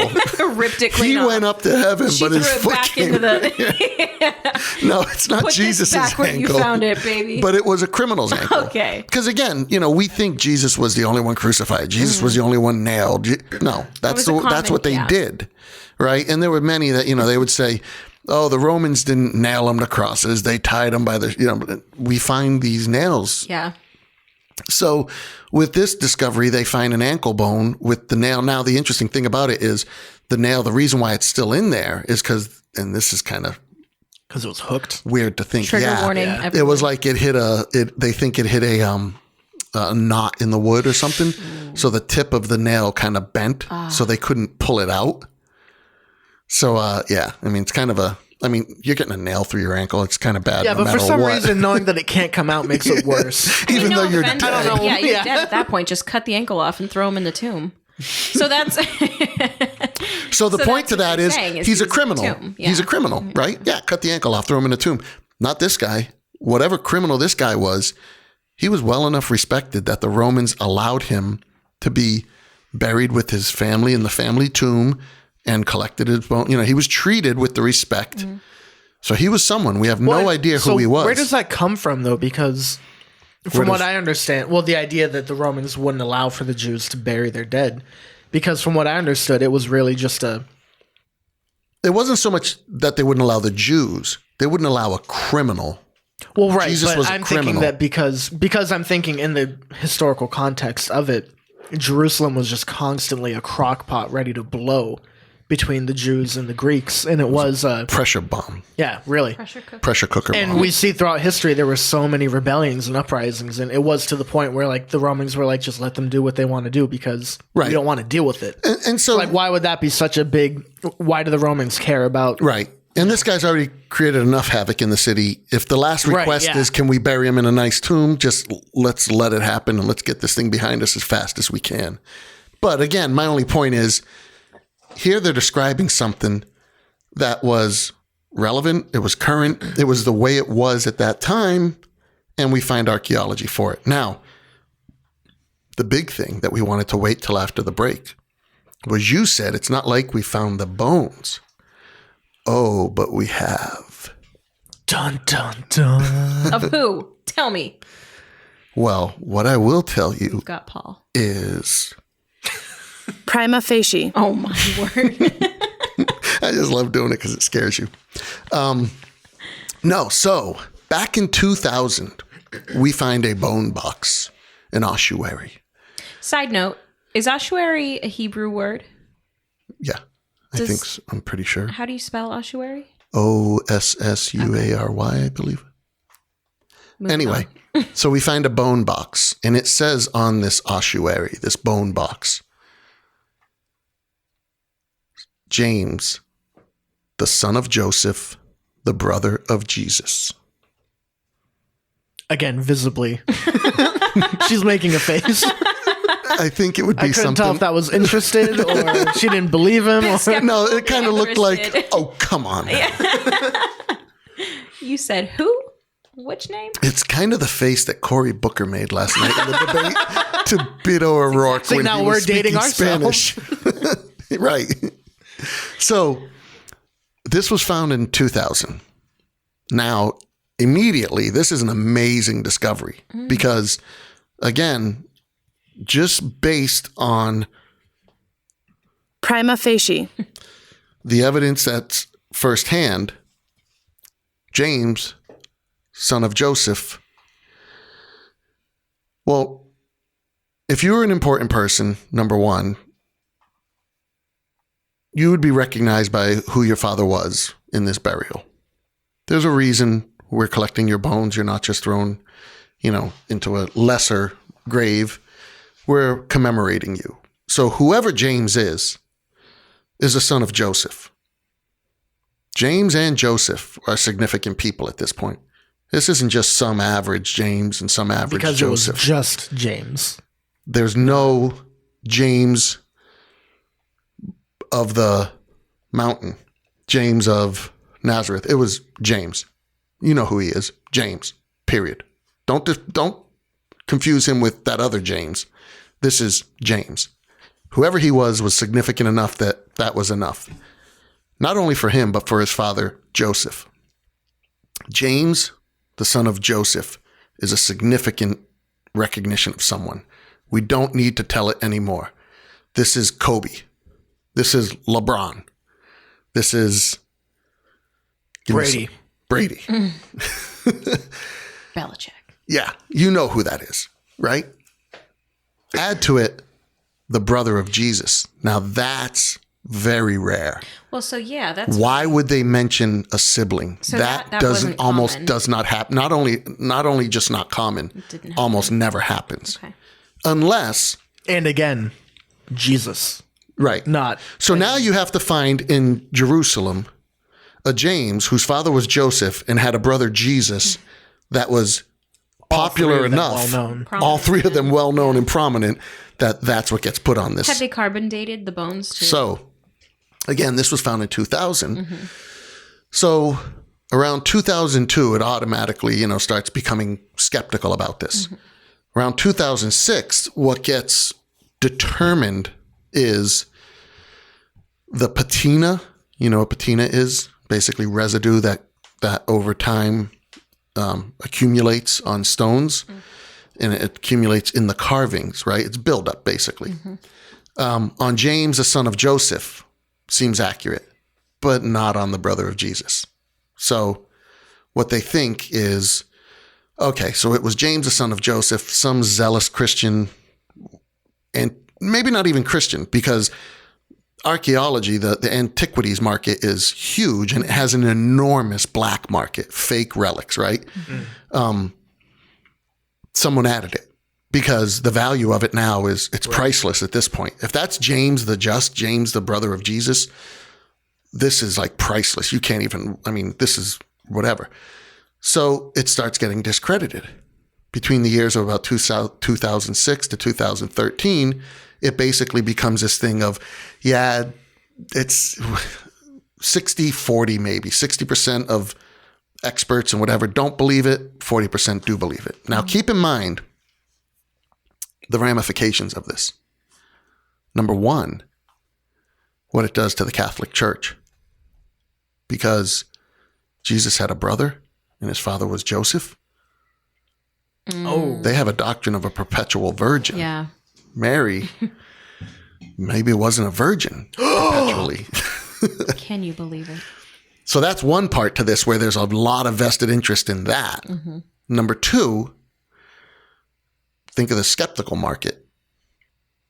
Jesus doesn't exist. Jesus isn't, we're trying to wipe him out of history as it is. And now this is just further evidence of it, whatever. So there's certain levels of interest behind this. Doesn't mean to say that it's whatever. It just means all eyes are really on this. This thing isn't going to pass without it being Scrutinized. Yeah, scrutinized, right? So much to the point that it goes to a trial. And I think it was 2013 where it's scrutinized heavily about this. Well, just this last weekend, the Antiquities Department released that this is fully intact the way it is. This is legitimately a first century ossuary of James, the son of Joseph, the brother of Jesus. Now, again, it doesn't say it's that James. It doesn't say it's the son of Joseph, the husband of Mary, who was the virgin birth of Jesus Christ, and this is the brother Jesus Christ. I mean, you pay per character on those things, right? They're not gonna add in everything. But basically, it's now been authenticated. Wait, so what happened with the whole it being added on, or the whole thing's been authenticated? like So all at once? yeah. it was So to written? the testing that went back to the guy who tested those things, there were so many flaws in his methodologies that they said this isn't, and so it had been retested, and again, it went through a whole trial period, and basically they've just what now was the come out timeline from it? Did they have an idea of when it was carved, or first century. It's early. It It's can't from get the much more. Yeah, I mean, and that's a problem, and that was one of the things we were going to talk about with this stuff is the problem with dating, which I guess this segues into it perfectly, because there's number one, like you mentioned, carbon dating and stuff. The problem with this stuff is, the ranges on carbon dating, plus and minus, can be, I think it's 40 to 50 years. Well, that gives you basically a 100-year swing, let's say 80-year swing.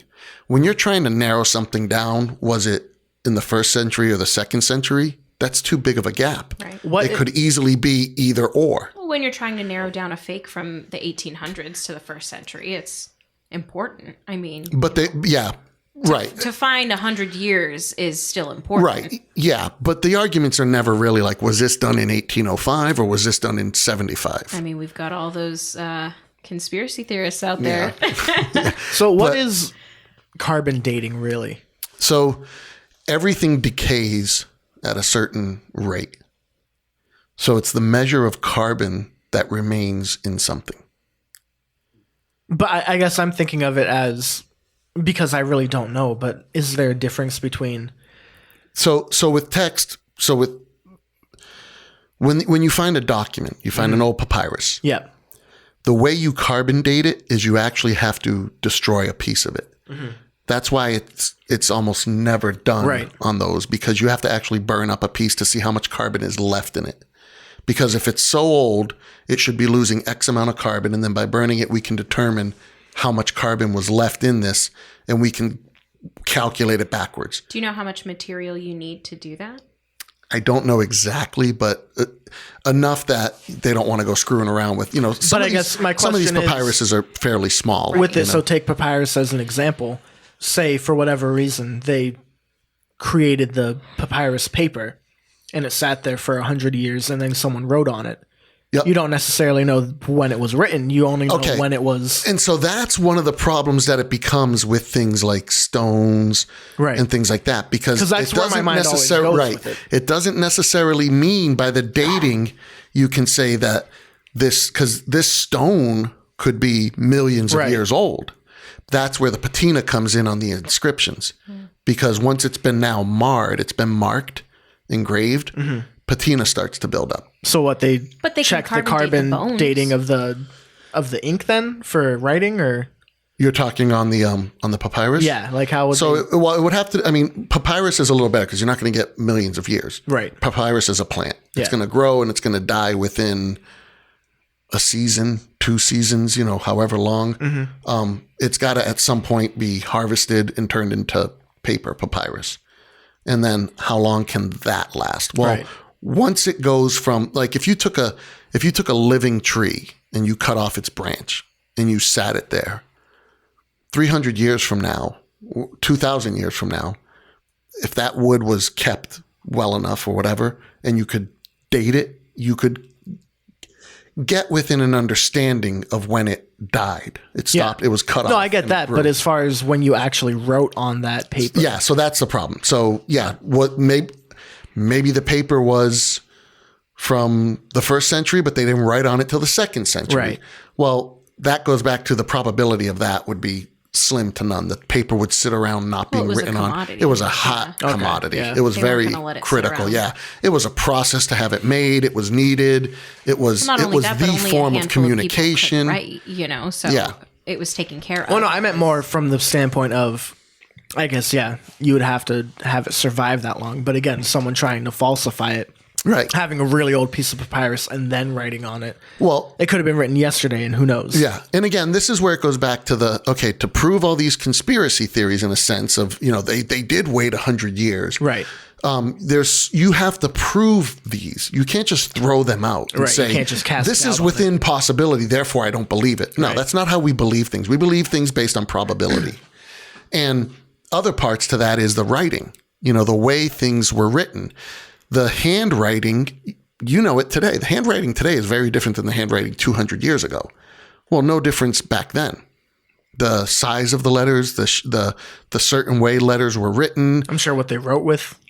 Yeah, the types of materials they use to all of that comes into play in part of the dating where they can look. And because we have such a wealth of these documents from the 1st and 2nd and 3rd centuries, and it's not just Bible documents, we have stupid things from like receipts to love letters to plays to go ahead. Just a total tangent, but I saw a thing online. It was I don't know. I probably shouldn't bring it up because I don't know if it's true or not. Again, back to the prima facie, whatever. But I saw a link of Wasn't that Scott Baio's character on Happy Days?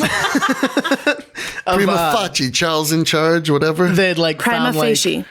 they had found the oldest beer advertisement from like the Babylonian Empire, and it was like, buy this beer, and it had like a picture of a lady with 2 big mugs or something. Oh my word! It was like Girl. it was literally like what we would do in a beer commercial today. right. Yeah. Funny. She had big boobs and Yeah. and it was like on a little clay tablet that they thought would like be on someone's tavern. I don't know where, but Well, I just have to point out too that this is completely unrelated, but it's related.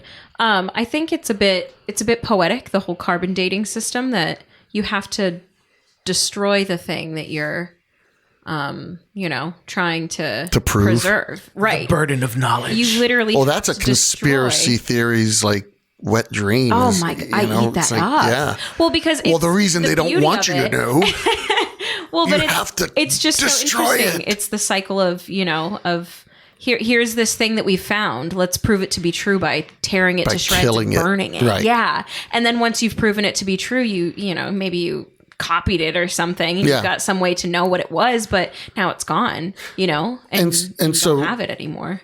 So you've got the material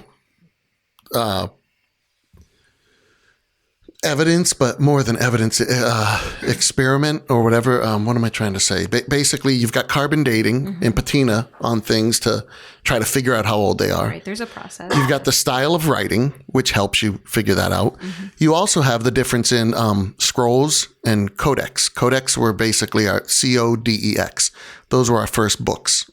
So they went from a scroll, which is a rolled up, long sheet rolled up, to essentially, like I said, think of a book, multiple flat pages bound together by something. So with the codex, there's a lot of theories and beliefs to not necessarily developed for or out of Christianity, but really became popular because they were a much easier way to smuggle. They lay flatter. They don't have to roll up and be bulky. And so they're easier to transport and smuggle that way. Because again, first 300 years, you're dealing with an underground religion and they have all kinds of hidden means of doing things, codexes. So we can also look at something and say, well, this was written on a scroll, or this was written, it has a front and a back like a book, written on both sides. It was a codex. And we can kind of sort of narrow down there, was it 1st century, 2nd century? When did codexes become popular and common? More in the 2nd century, things like that.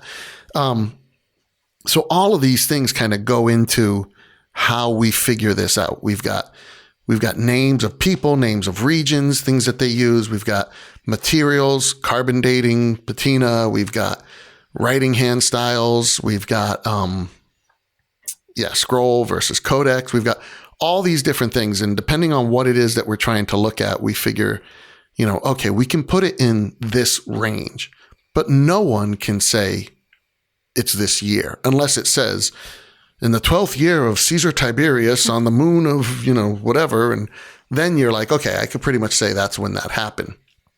But outside of that, we're kind of best guessing it. But again, we're trying to best guess not in 100-year span. We're trying to narrow it down till it becomes very important 20, 30 years, 40 years. We're trying to narrow it down there. Well, at that point, we're trying to narrow it down between 33 AD and 70 AD. Exactly. It's like, okay, does that really matter? Or? Yeah. Is this just a matter of technology and of science improving over the years, do you think? Or is this something that you can improve now, that... Which part? That you'd be able to date it to... I don't suppose you could ever do the exact year, but, that you can... get a lot closer than 100. Well, we get a lot closer now than we did 100 years ago. Right. So another 100 years, I don't know. The process goes. Is it but a big part of that might is more find based something on finding other sources confirming it more than the technology of it. Yeah. 200 years ago, carbon dating would have been, devil science or devil magic Witchcraft. Or something. Now we look at that and we're like, okay, it makes sense. We understand it. Maybe we'll be at the atomic level in another 100, 200 years, and we'll be able to understand things at a more microscopic level and be like, oh, but this happens, every 100 years, an atom turns green and there's 100 green atoms. So that, who knows what it might be, but we'll find something. I would love that because it would help with a lot of this stuff. Because again, a lot of this becomes conjecture based on a point here, a point there. For the conjecture to be reliable, for conjecture to be reliable, you can't just show that these things have a potential of being connected, these conspiracy theories. You have to show motive. You can't just think, well, this is within the realm of possibility, therefore that's the way it happened. That's so anti-skeptical. But yet the skeptical community does it all the time when it comes to this historical stuff. They find the most remote chances and reasons why. Again, they attack Eusebius's credibility. They go after Eusebius was one of really our first church historians, and he's his church history is an amazing catalog of everything from Jesus's time through the disciples' lives, through the early church fathers' lives, all the way up to the Nicene Council and Christianity. He was a contemporary with Athanasius. He was a great church historian. People like to discredit him because he wasn't a great theologian. And they'll say, Eusebius wasn't reliable. He was mocked by such and such. Well, he was mocked on his theology. He wasn't the best of a theologian, but what I see the benefit of Eusebius, that he's played the part in the church, is he was a scribe, and he was a detail-oriented scribe. He was a historian. We know he did such a good job at copying things because when he says Josephus wrote in his 5th book of the Annals, and he writes a paragraph, we have Josephus's writings and we can compare them. And we go, wow, he's a dead match. When he says, Irenaeus wrote in his letter, against heresies, and he writes a paragraph, we have Irenaeus's letter against heresies, and we can see it's a match. He does this repeatedly, time and again, with early church fathers in their writings. So why would we not believe him when he says Papias wrote, and he says something Papias wrote that we don't have of Papias's? We feel like we can trust him. Mm-hmm. Well, the skeptics will say, well, we don't have that of Papias, so we can't trust Eusebius. Well, but if you can trust him on these other 100 copies. Why would you not trust him on this one? And usually that one that they like to not trust him on is something that's very evidential. Like Mark wrote down the memoirs of Peter as best as he could and things like that. Well, and that's insane to me because we don't do that with any other historian. Like, everything we know about the Trojan War, we got from the Iliad, which is where Homer fought Which is a poem. Well, which he fought a Cyclops in that. Right. Like, come on, guys. Right, Like, right. but all the historical, quote, facts about it, we take at face value. And yeah, okay, the Trojan horse was a thing and all these different... Our number one source on Alexander the Great. Yeah, Plutarch. exactly. Well, Plutarch lived 400 years after Alexander the Great, but he's the authority on Alexander the Great. Yeah, no, he's close enough. It works. it's just so interesting that even after somebody has, proven themselves to be a reliable source, if, one document that they're coming out with disagrees with the majority of, what people choose to believe, then all we of write that it off. reliability, right, everything that they've proven to be true no longer matters. Because we're always trying to make our case. Yeah. I'm guilty of it. Everybody does it. We're always trying to defend our case. And I'm trying to defend my case. I like to believe that at least I'm using reason and logic. And again, materials that I can turn to and say, this is what they say. This is how it lines up. Show me how I'm wrong. Better yet, show me how you're right, that this was a conspiracy, that this was a, because I'm going on prima facie. I'm going on what they had to say, and I'm lining it up and putting it together. Now, again, to Chandler's point, the Iliad, we're talking about fighting a Cyclops here, but he was right about the Trojan Wars, and it might have been. One-eyed Willie. Josephus is another one. They love but even with that too, yeah, how quickly we are to give him the benefit of the doubt. Yeah. Oh, he was just a big guy with one eye. Okay. It's like, right. All right, so Could have meant something. yeah. Josephus, they love to attack because everyone, hears about the Josephus forgery, because Josephus does a pretty damning case against any skeptics that like to believe Jesus didn't exist. Because Josephus is, what is he? 40 books of history, of Roman history, of Jewish history, of everything going on in first century Jerusalem. And he talks about Jesus. And he says that there was this man, Jesus, at the time. Now, to the Christians' credit, what we've done is we've looked back at this and we've said, well, over the years, people have embellished what Josephus said. They called him the Messiah. They said he was a miracle worker, and they fitted this into Josephus's statement about Jesus. And we've pulled it back and said what we think is accurate is that he says that there was Jesus who was a teacher and had many followers, and he was crucified under Pontius Pilate. So that's all I need. That's enough for me. Now, the parts that he says he was the Messiah, that is the Christ, he was a miracle worker who did many great deeds, that's embellishment. And we know it's embellishment because we have writings of people copying this Josephus, and we can go back to early ones and see that those things are missing. And then they kind of come in later. That doesn't mean the whole thing was a forgery. That means they embellished on this Jesus story. It went from I caught a fish this big to all of a sudden it was a shark and it took down the boat and, 10 people died and I was the only one that got away. But the reality is I was on a fishing trip and I did catch something. It was a small little fish, and so the point is you cannot discredit Josephus's fact that he mentions there was Jesus who was a teacher of many, he had many disciples, and he was crucified under Pontius Pilate. But when we like to say, we all know Josephus is a forgery, that's a misstatement. What we know is Josephus has been embellished over the years. But nonetheless, people like to discredit that as if Josephus is some factual giant that's never embellished. Now, Josephus also talks about the cow in the temple that gave birth to a sheep.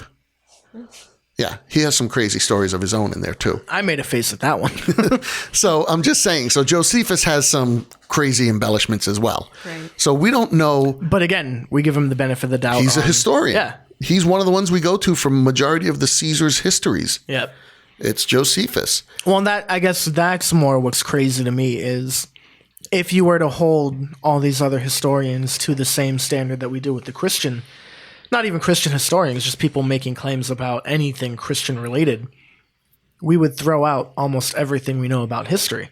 Yeah. We would throw out almost everything that, it's ridiculous at that point. And so if we look at, the New Testament being written, I would be one to argue that I believe that the entirety of the New Testament, including Revelation, was written before 70 AD. And sometime we'll do a podcast on Revelation and my interpretation of Revelation, and not just my interpretation. It's another common interpretation, but basically that Revelation was primarily written for those that were about to suffer the destruction of Nero and the destruction of the temple. There was a warning to the early Christians for that.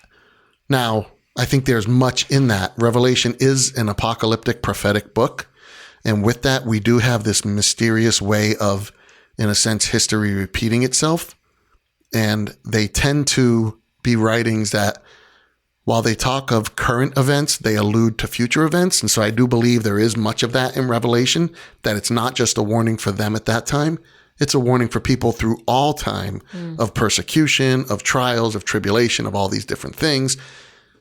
We'll save that for another show.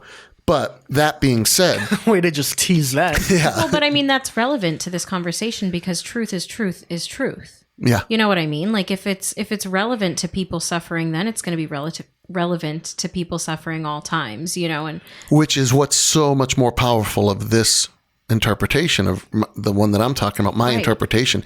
Because if Revelation was only written for people in the future that would suffer a 7-year tribulation with the Antichrist and all this futuristic stuff, then it has no bearing on me in my life right now, because unless that's going to happen in my lifetime, it doesn't mean That's anything. for future Johnny to worry about. What's the purpose? It's meant nothing to the people for the last 2,000 years. Yeah.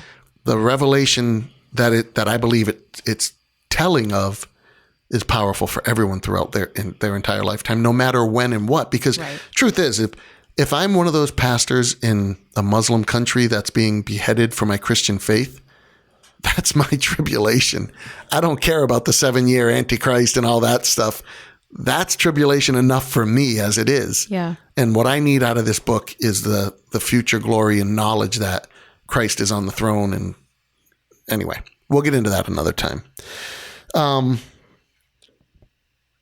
So one last point to the early dating, and then we'll talk a little bit about translations and wrap this up.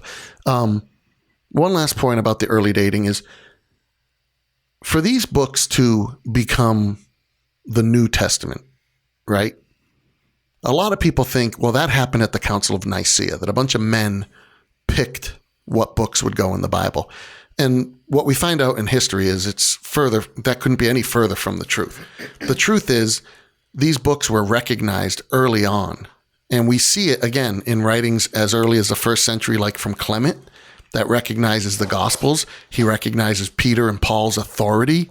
We see it even in Paul's writings in Timothy, where he's referencing Luke as scripture. We see it all throughout early church fathers. In fact, if we did not have any New Testament manuscripts, we would have enough written by the early church fathers that quote verbatim from the New Testament that we could recompile the entire New Testament. That's within this is before Nicaea. So these books were very authoritative. They were taught from, they were considered scripture.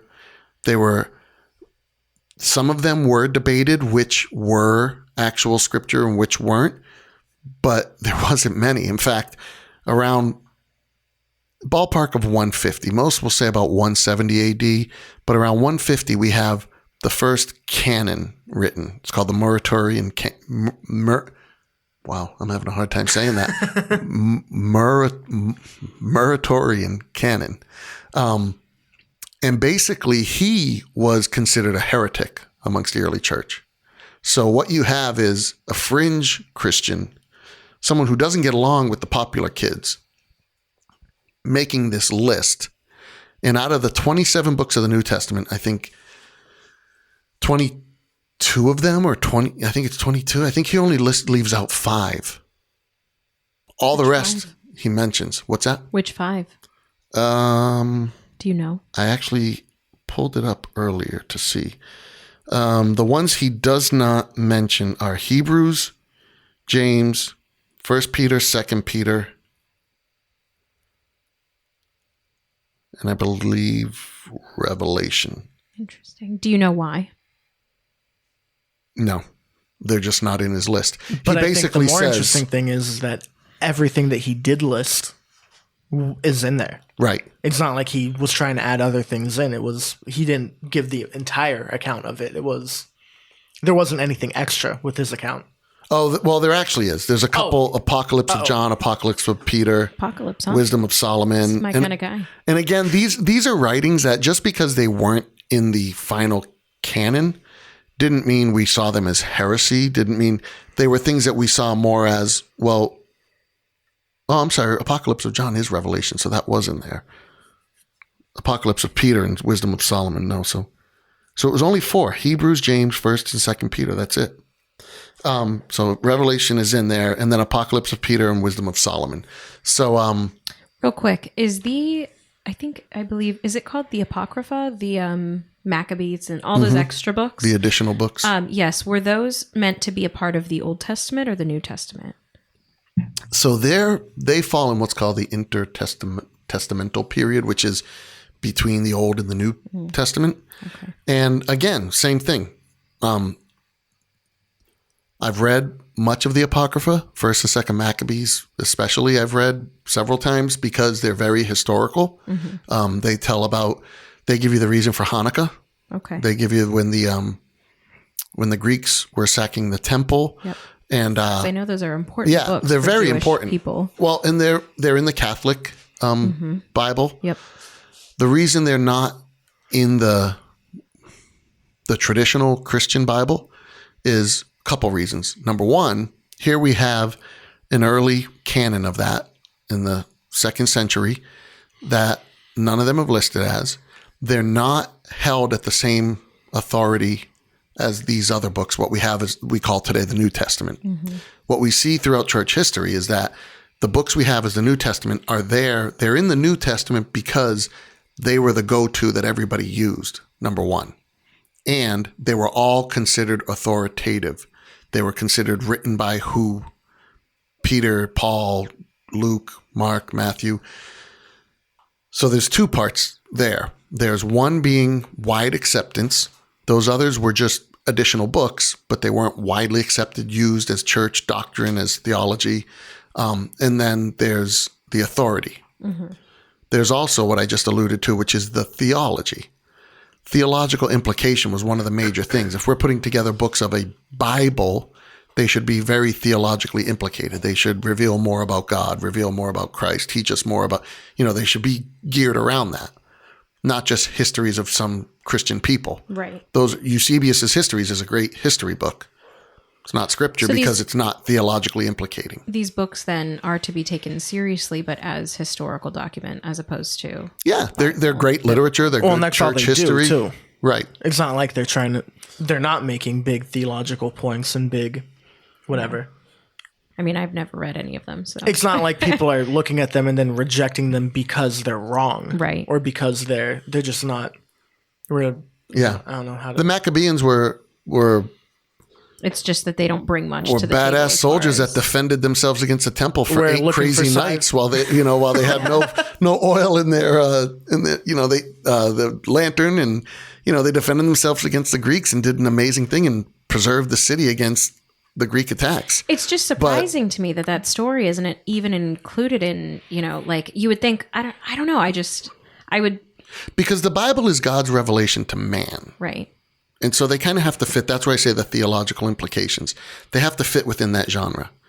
If it's not God's revelation to man, if it's just men doing some great things in the name of God, those are good, great books, but we don't consider it scripture. Yeah. And that's understandable. Well, and is why now I mean, and there are some other things like the Gospel of Thomas that are just wacko crazy. And we're just like, this is, you can't even take it serious. And this just doesn't even belong here. That's like putting a coloring book in the middle of, War and Peace, J.R. Tolkien series and, C.S. Lewis and saying, okay, this is all high literature. We're going to teach at, higher education level. No, we're not going to teach, Johnny Goes Pee-Pee at that level. I didn't read the Gospel of Thomas, but I read the Gospel of Judas. And it's so funny reading it because, first off, the entire gospel is centered around the apostles, not around Christ. Right. And even better. Which is exactly what you do when you're trying to write something for totally. yourself and not. But even better than that is the Gospels. Jesus is such a joke in that. Like, I read it and I literally imagine him wearing like a leather jacket, biting on a toothpick, flipping a coin. Like, what's up, nerds? Like, it's always the apostles are here praying or doing something that like good Christians should do, in quotes. And then Jesus comes in, ruins the party, tells them how much they suck and leaves. He's like, all right, dude, thanks for that. Yeah. Well, and so that's what's interesting to me too, is to think how many other books are out there that were written by, and maybe is it claimed that Judas wrote what did you call it? The Gospel of Judas. I think it was. To some people, they would try to say that, yeah. Or okay, Thomas. So imagine, there were 12 disciples. We don't have 12 different books, right. People that followed Jesus that intimately had relation with Jesus. And we don't have 12 books of each disciple's account of how it all went down, so. And that's the thing is when we look at these other ones, we really do see how spectacular the Gospels are. Focus on the Gospels because it's around the history of Jesus, the locations, the places. And again, we say, that doesn't make sense. It wasn't there. And then archaeology goes, oh no, that city was actually there. And that was the name of it. And look, we found an entrance stone that says this or whatever. Repeatedly we find that. And keep in mind, in the area of Jerusalem, the Israel area around the Sea of Galilee and stuff, I think it's like we've only been able to excavate 10%. There's still a lot that's unearthed. Now, when we go to stuff, like I said, Apollonius of Tyana, the other Jesus figure. Yeah. And it talks in his about him. I think he goes to Babylon and talks. Babylon didn't exist for like a couple hundred years before that period. Like clearly it's someone going back and trying to put things together. And they didn't have Google at the time. They didn't have all the wealth of documents we have to be able to compare. Oh, yeah. Then Jesus went to Massachusetts and hung out with John Adams. Well, okay. Let's go back to Kenzie picking on the Mormons. Talk to the Indians. Jesus comes and talks to the Indians and they have these amazing temples and these amazing... You know how much construction we've done in the United States and we found no evidence of that archaeology? Like, these things don't add up. They raise eyebrows. We find stuff not in that the United matches. States, but if we're going back, as far back as, I don't know how far back they go with those stories, but into the, Incan and Mayan, the Aztecs, the ruins. South America. Yeah. Yeah. Yeah. So, but not North America. There was no, there's no evidence up here of any temples or centers of worship like that. Right. But and that's why we look at that and go, we don't know that we believe that fully. Now, I'm sure if I talked with a Mormon, they have a good explanation for that. And we should. We could have that discussion. Find one. Yeah, if there's a Mormon out there. Those out. Send them to us, please. But anyway, my point being is, so the great thing you see with this Apollonius of Tyana, people love to bring him up like he had 12 disciples. He's clearly someone written 100-something years after the Jesus story where someone said, you know what? I knew a Jesus figure too. You can come follow me. My Jesus was Apollonius of Tyana. He had 12 disciples too. And he gave us all candy. He went out to Babylon and he talked to the kings of Babylon and he rode a Vespa scooter and they're like, wait a minute, none of this stuff existed at that time. Babylon was destroyed in God. Vespas weren't built yet. Well, and you find these inaccuracies. The most interesting part about that to me is of all of these stories, of all these different saviors and, gods, whatever, that have manifested as man, these different, Jesus-like figures,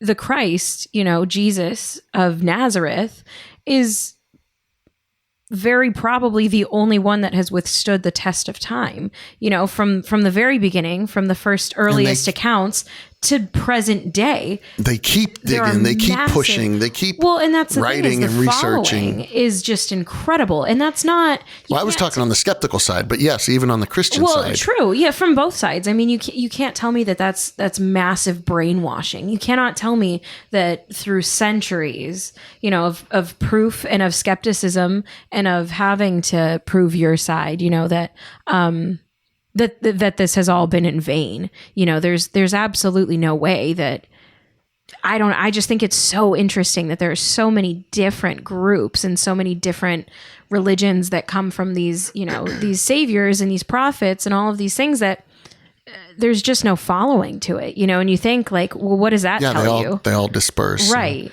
I mean, you could look at the Muslims. They got quite a big following.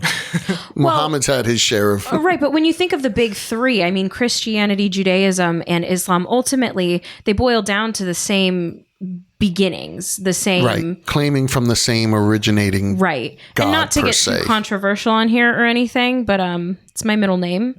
And I think that, you know, at the end of the day, all three of those massive world religions are ultimately looking at the same exact God. They're just taking a different vessel to get to that God. We're reaching him in a different way, but I think that it's the same exact God that everyone's pointing at, you know, and it's like it's a different... Well, we can have that discussion another time. Yeah. Well, the thing that really struck me at in studying so many different world religions was, and again, this kind of speaks to them being the authors of these books, being both these idiot fishermen and these malevolent geniuses, is that every claim of Jesus being divine or any sort of miracle that he does has a reason to it.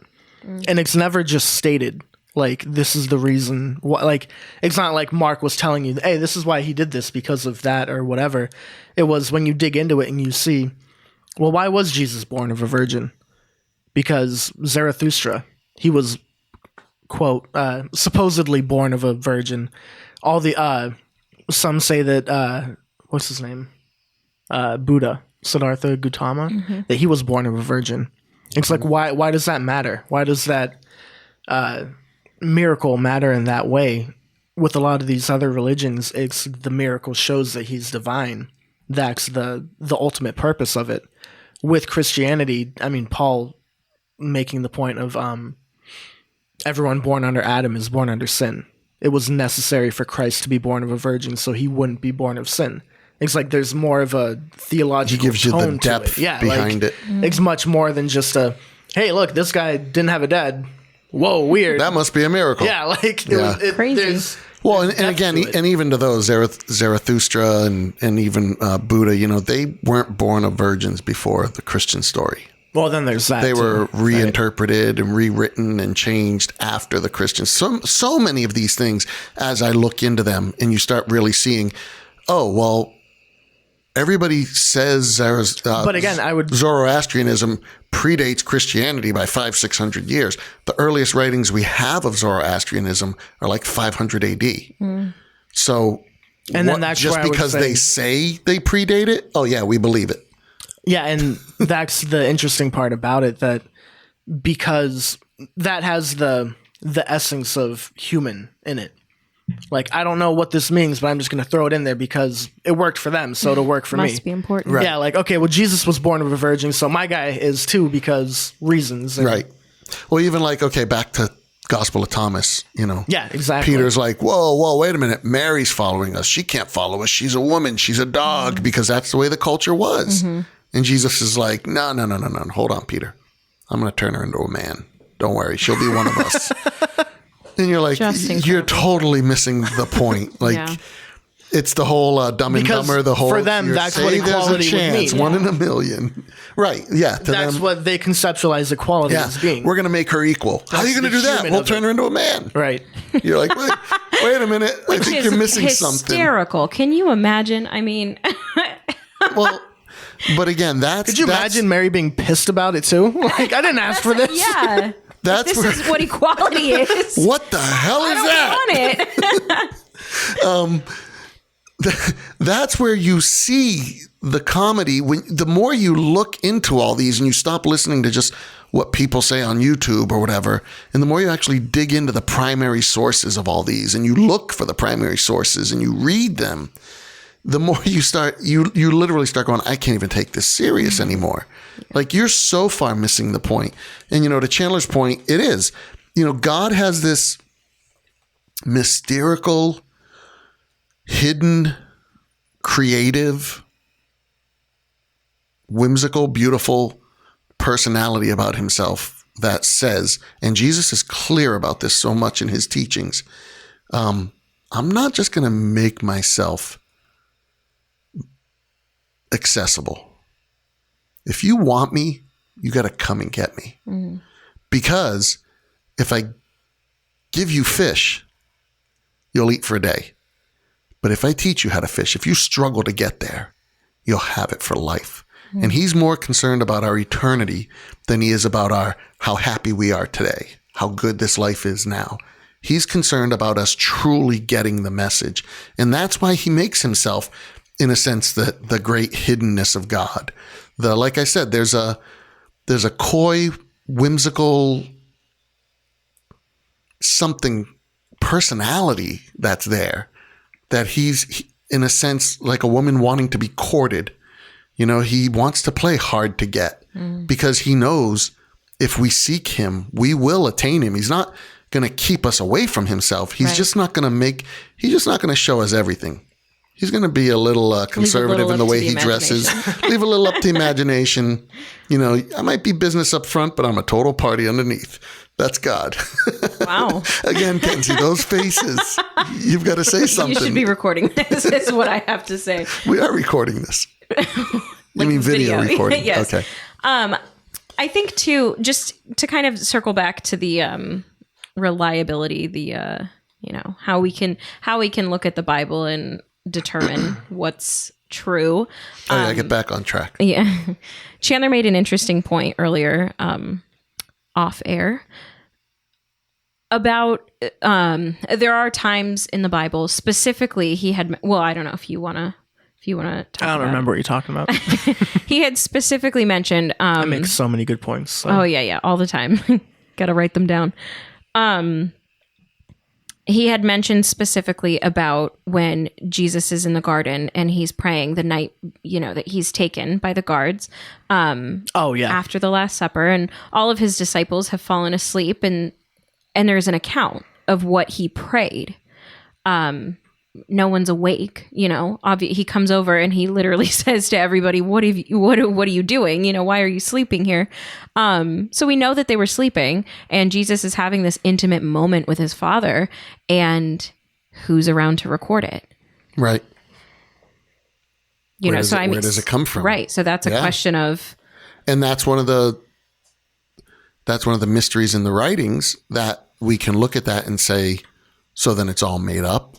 Or we could look at it and say, so there is a level of liberty, poetry that's put in there. I think some fundamental... Or they just asked him. Well, but I mean, from the account, he's taken away immediately there to prison, then tried. Right. I don't think they really... No, I mean, after... It's not likely that... Resurrecting and they... But that's what I was going to say. So he was like, I'm so sorry. Right. So that's one point to it that I was going to mention is, after his resurrection, he hung around for a while and taught. And, right. And they talked to him, and they might have been like, what happened that night? Wait, I doubt he was just teaching the same sermons again. Right. There's a wealth of who knows. And even John at the end of the gospel, the writer of John says that there's so much to tell that it could fill up all the books in the world. So there's plenty more that happened that we don't know. I was originally going to say, though, I know because I've heard it from strong fundamental Christians that would have said, well, the Holy Spirit revealed it to him or whatever. Possibly. I tend to lead towards, after the resurrection, he hung around for a while and he talked, and I'm sure they had so many questions at that point for him, and so many things went down and whatever. So, which I mean seems to be the most likely explanation. To me, it's the most natural explanation. Like that, Well, and I only brought that up because that is where my mind goes with it too. Like, oh, they probably just asked him. They probably, or he taught something, or Right. how many times do you think that he actually taught them how to pray or how to do whatever? But or again- maybe it was just that, some spirit-led sort of the Holy Spirit interceding for them and saying this is giving them the gist of what happened or whatever. But either way, it really doesn't matter as far as the actual literal what did he say, or kind of getting the feeling of that's so powerful because it really focuses on the Son, God himself, coming and saying, your will over mine, of that submission, of that surrender, of that being willing to humble himself in that way and then actually take on that punishment and, and knowing about it first. And that's the thing. There's no way that this is just something that Matthew, falling, in and out of sleep, heard him saying. And right. It was seems kind too of like, important to just make up. Well, that right, and and there's that's so the thing much is that's that taken from it. this moment is so pivotal, and it is so important, and it's so. I mean, it's a fundamental. This is what. I mean, for myself, I don't know about others, but that I often look to this prayer that Jesus prayed in the garden and just think, this man was a man. He was a human. Right. He didn't want to suffer. Yeah. But his love for mankind and his obedience to the Father far outweighed his desire and his flesh, and to me, to look at that and see the power of that moment and his supposed sweating blood and just thinking like, there's so much power there. That's not made up, there's. Well, and that's the thing. And you can imagine the conversations they had with him afterwards where it's like, so were you scared at all? Right. When they beat So that you? was a crazy Did you weekend. actually feel it? Because we do believe you're God. So Yeah. did you actually feel it when they whipped you? Yeah. Did you want what to did go this- through with that? Leading up to it, when we were in the garden Well, they sleeping. were his best friends. I'm Yeah. sure Well, that's what I nothing mean. was off limits. They could be like, when we were in the garden sleeping, why weren't you asleep? Because Yeah. you knew what was going to happen. were you praying? And he's like, well, this is, and he tells them the story. And this Right. is what I did. And it was wrenching in my heart. And I knew the weight of it, but I was scared to go through it. Yeah. Well, and And that's I why- was this and I was that. But I said, Father, your will be, and he might have just been talking and they turned it into a prayer, or whatever it might have been. Yeah. But it's all within the realm of, that makes natural sense in the course of a conversation. These were real people Right. who now were sitting with a resurrected Jesus and we're like, we got to know something. You got to tell us this. You got to tell us that. What are all these things? And what makes it so beautiful, and again, this kind of goes back to that hidden God seeking for me, is they still, and this is where another shot at that conspiracy theory, because they didn't have it well defined. They didn't know their doctrine. They wrote this stuff because it's what happened. But it took them several hundred years until the Council of Nicaea, which was not about what books made it into the Bible or not. People think that it was not. The main point of that was the divinity of Christ. How do we reconcile the Trinity? How do we reconcile him being man and God? We see it, we recognize it, we don't understand it. And How do we we still to talk this about day it? don't. Right. Yeah. How do we talk about it? How do we express it? Right. How do we express it? How do we Greatest mystery. How do we teach it? How do we understand it? The disciples didn't quite know. Paul comes close, but he doesn't fully know. Nobody to this day still understands it fully.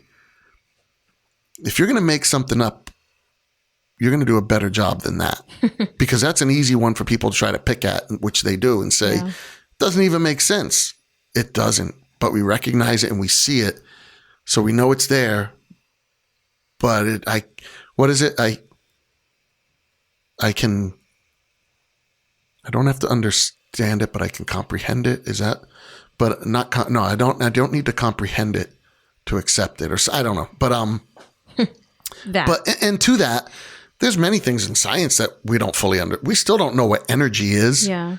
We know the effects of energy. We know what it does. We have no idea what it is. Right. There's so many things we don't understand, but we believe it because we see it and we quantify it and we go, it's there. It's what it is. Was that C.S. Lewis that said, I don't believe in the sun because I can look up. Oh, that's and see like it, my favorite quote. but because through, because I believe of in it. Christianity as I believe in the sun, not because I can see it, but because by it, it makes everything clear. I can see all things.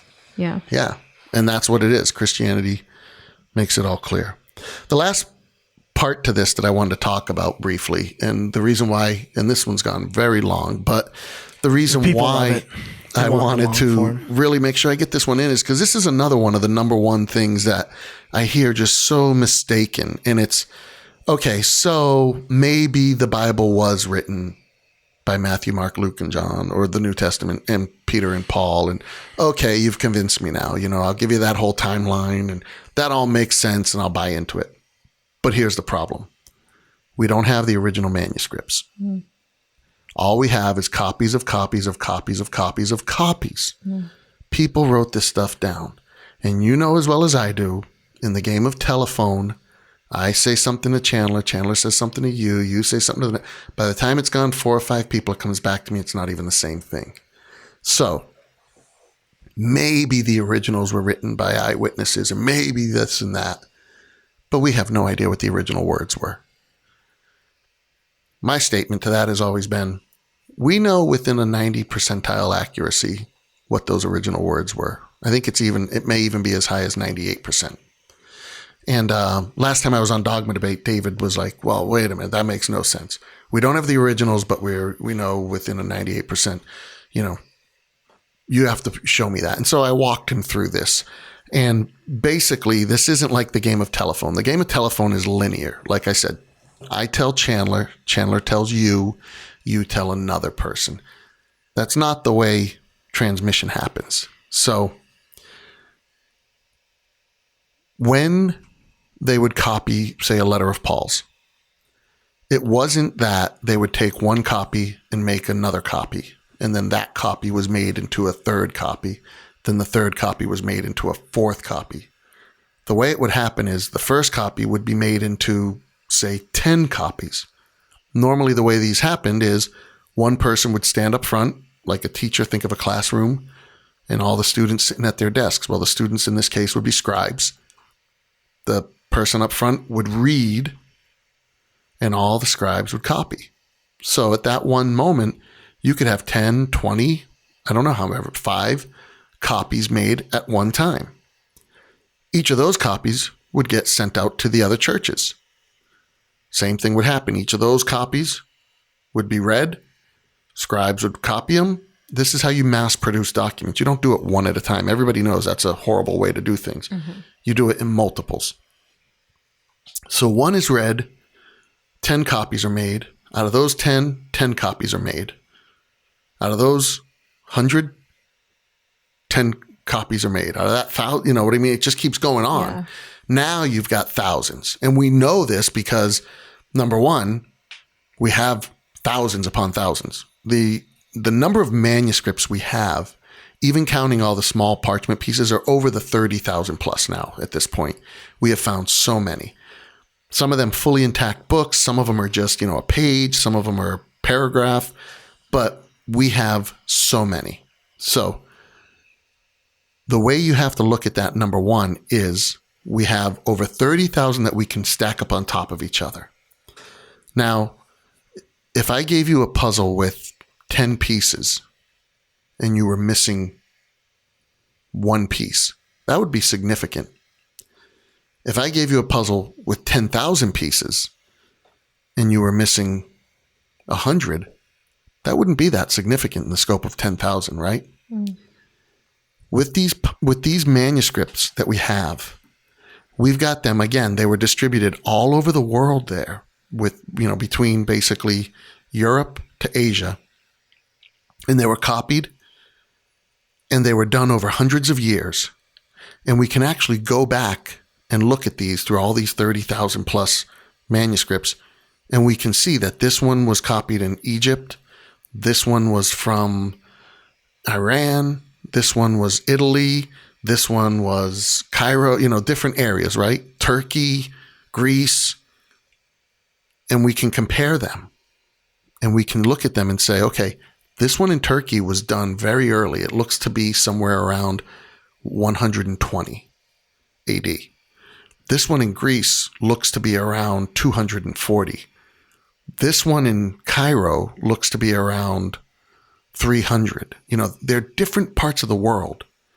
They're different time frames, but they're all, let's just say, for example, copies of Romans or copies of Matthew.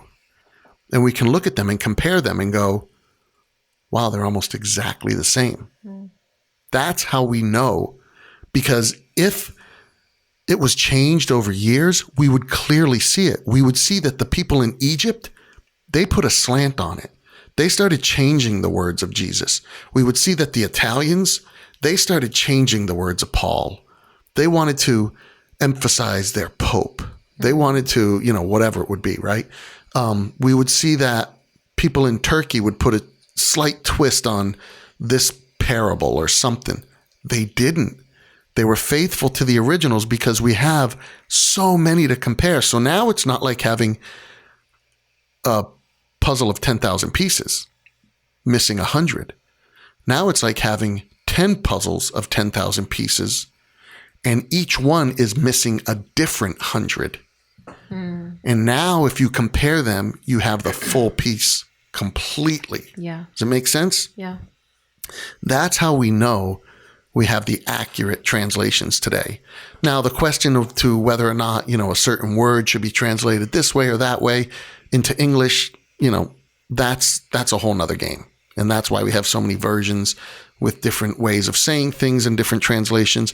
But ultimately, the actual texts over the years, we know within about a 98 percentile of what they are. The one most common thing people will say, though, is, but there's variations. We really have two variations. One at the end of Mark, which talks about the resurrection, which it says in any Bible that you open nowadays, most early manuscripts do not contain this. So we know that. But we see it in Matthew, and Luke, and John. And the other is, I think it's something in John. But anyway, those are the two main ones. It's, Mark 16, 9 through 20, and John 7, verse 53 through chapter 8, verse 11. Those are the large variants. Everything else outside of that most commonly has to do with small grammatical slight changes. Like, for example, one I'll just give quickly called the movable nu. In Greek, nu is it's a character. Think of it this way. The difference between adding an N at the end of the letter A. So it's the difference between saying have a nice day or have an nice day. Okay. Grammatically, an is wrong. You wouldn't say that. But some people that don't know, that don't write English, or that don't, speak English, or that don't translate to English well, might do it. They don't know the difference between a and an. So they just always use an. So the problem with that is, again, so out of those one copy to 10, 10 to 100, so on and so forth. If one scribe early on did that, have an nice day, everyone behind him for hundreds of those is going to do that, and nice day.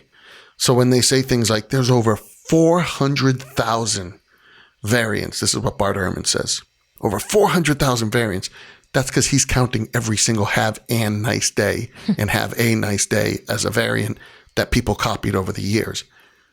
They're insignificant. They don't mean anything. Again, when you go down and you look at the details of it, you say, this is absolutely irrelevant. It means nothing in the scope of it.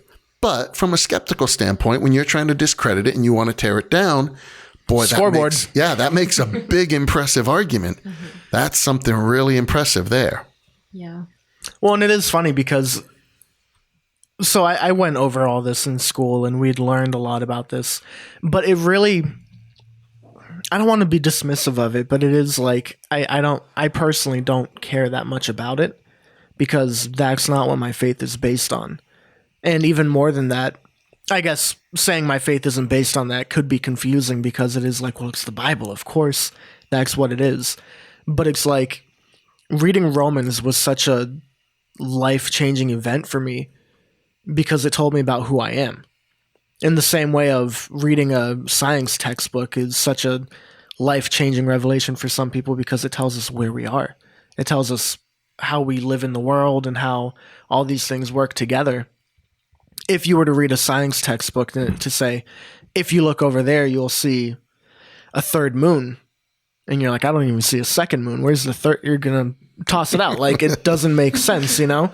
The same with scripture is like these things that are written, whether or not it was written by Paul or if it was written yesterday, I'm going to take it seriously because it's telling me something that I find to be true about myself and true about others too.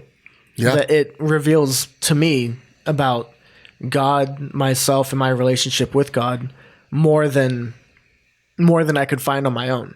And deeper to that, it's not more than I could, I guess, not more than I could find on my own, but it is expressing what I know to be true in a way that I couldn't otherwise put together on my own. And that's the difference, I know, between revelation and illumination. Well, and I think that's a great way to end this is, you know, again, the apologetic scripture is to always be prepared to give a defense for your faith, but to do so in gentleness and respect. And, you know, yes, we need to be able to understand these things in order to knock down those barriers that people have, that they love to come up with these just misnomers, these false statements, these something they heard from somebody or some meme or Wikipedia said it, but it's not grounded in truth. The memes are too good. But at the end of the day, once you get past all that, the reality is the Bible doesn't become the truth of God to you because you accept this timeline, because you accept it was written by eyewitnesses. The Bible becomes the truth of God to you because it affects your spirit. It affects your soul. It flourishes inside of you and changes who you are from the inside and out. Like you said, it defines who you are.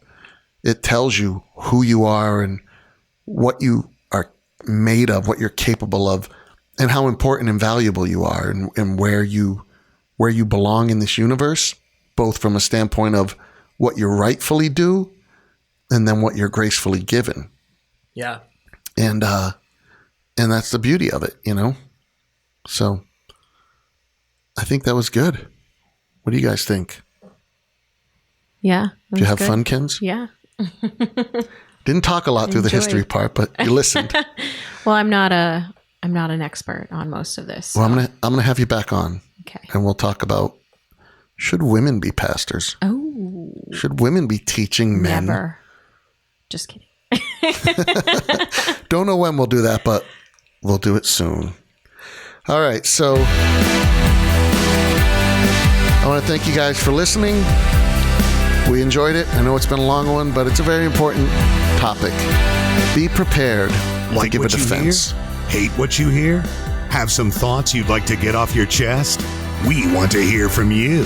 Contact us at johnchristie.com and be a guest. Two broken down streetcars intertwined under a green grapefruit tissue sky.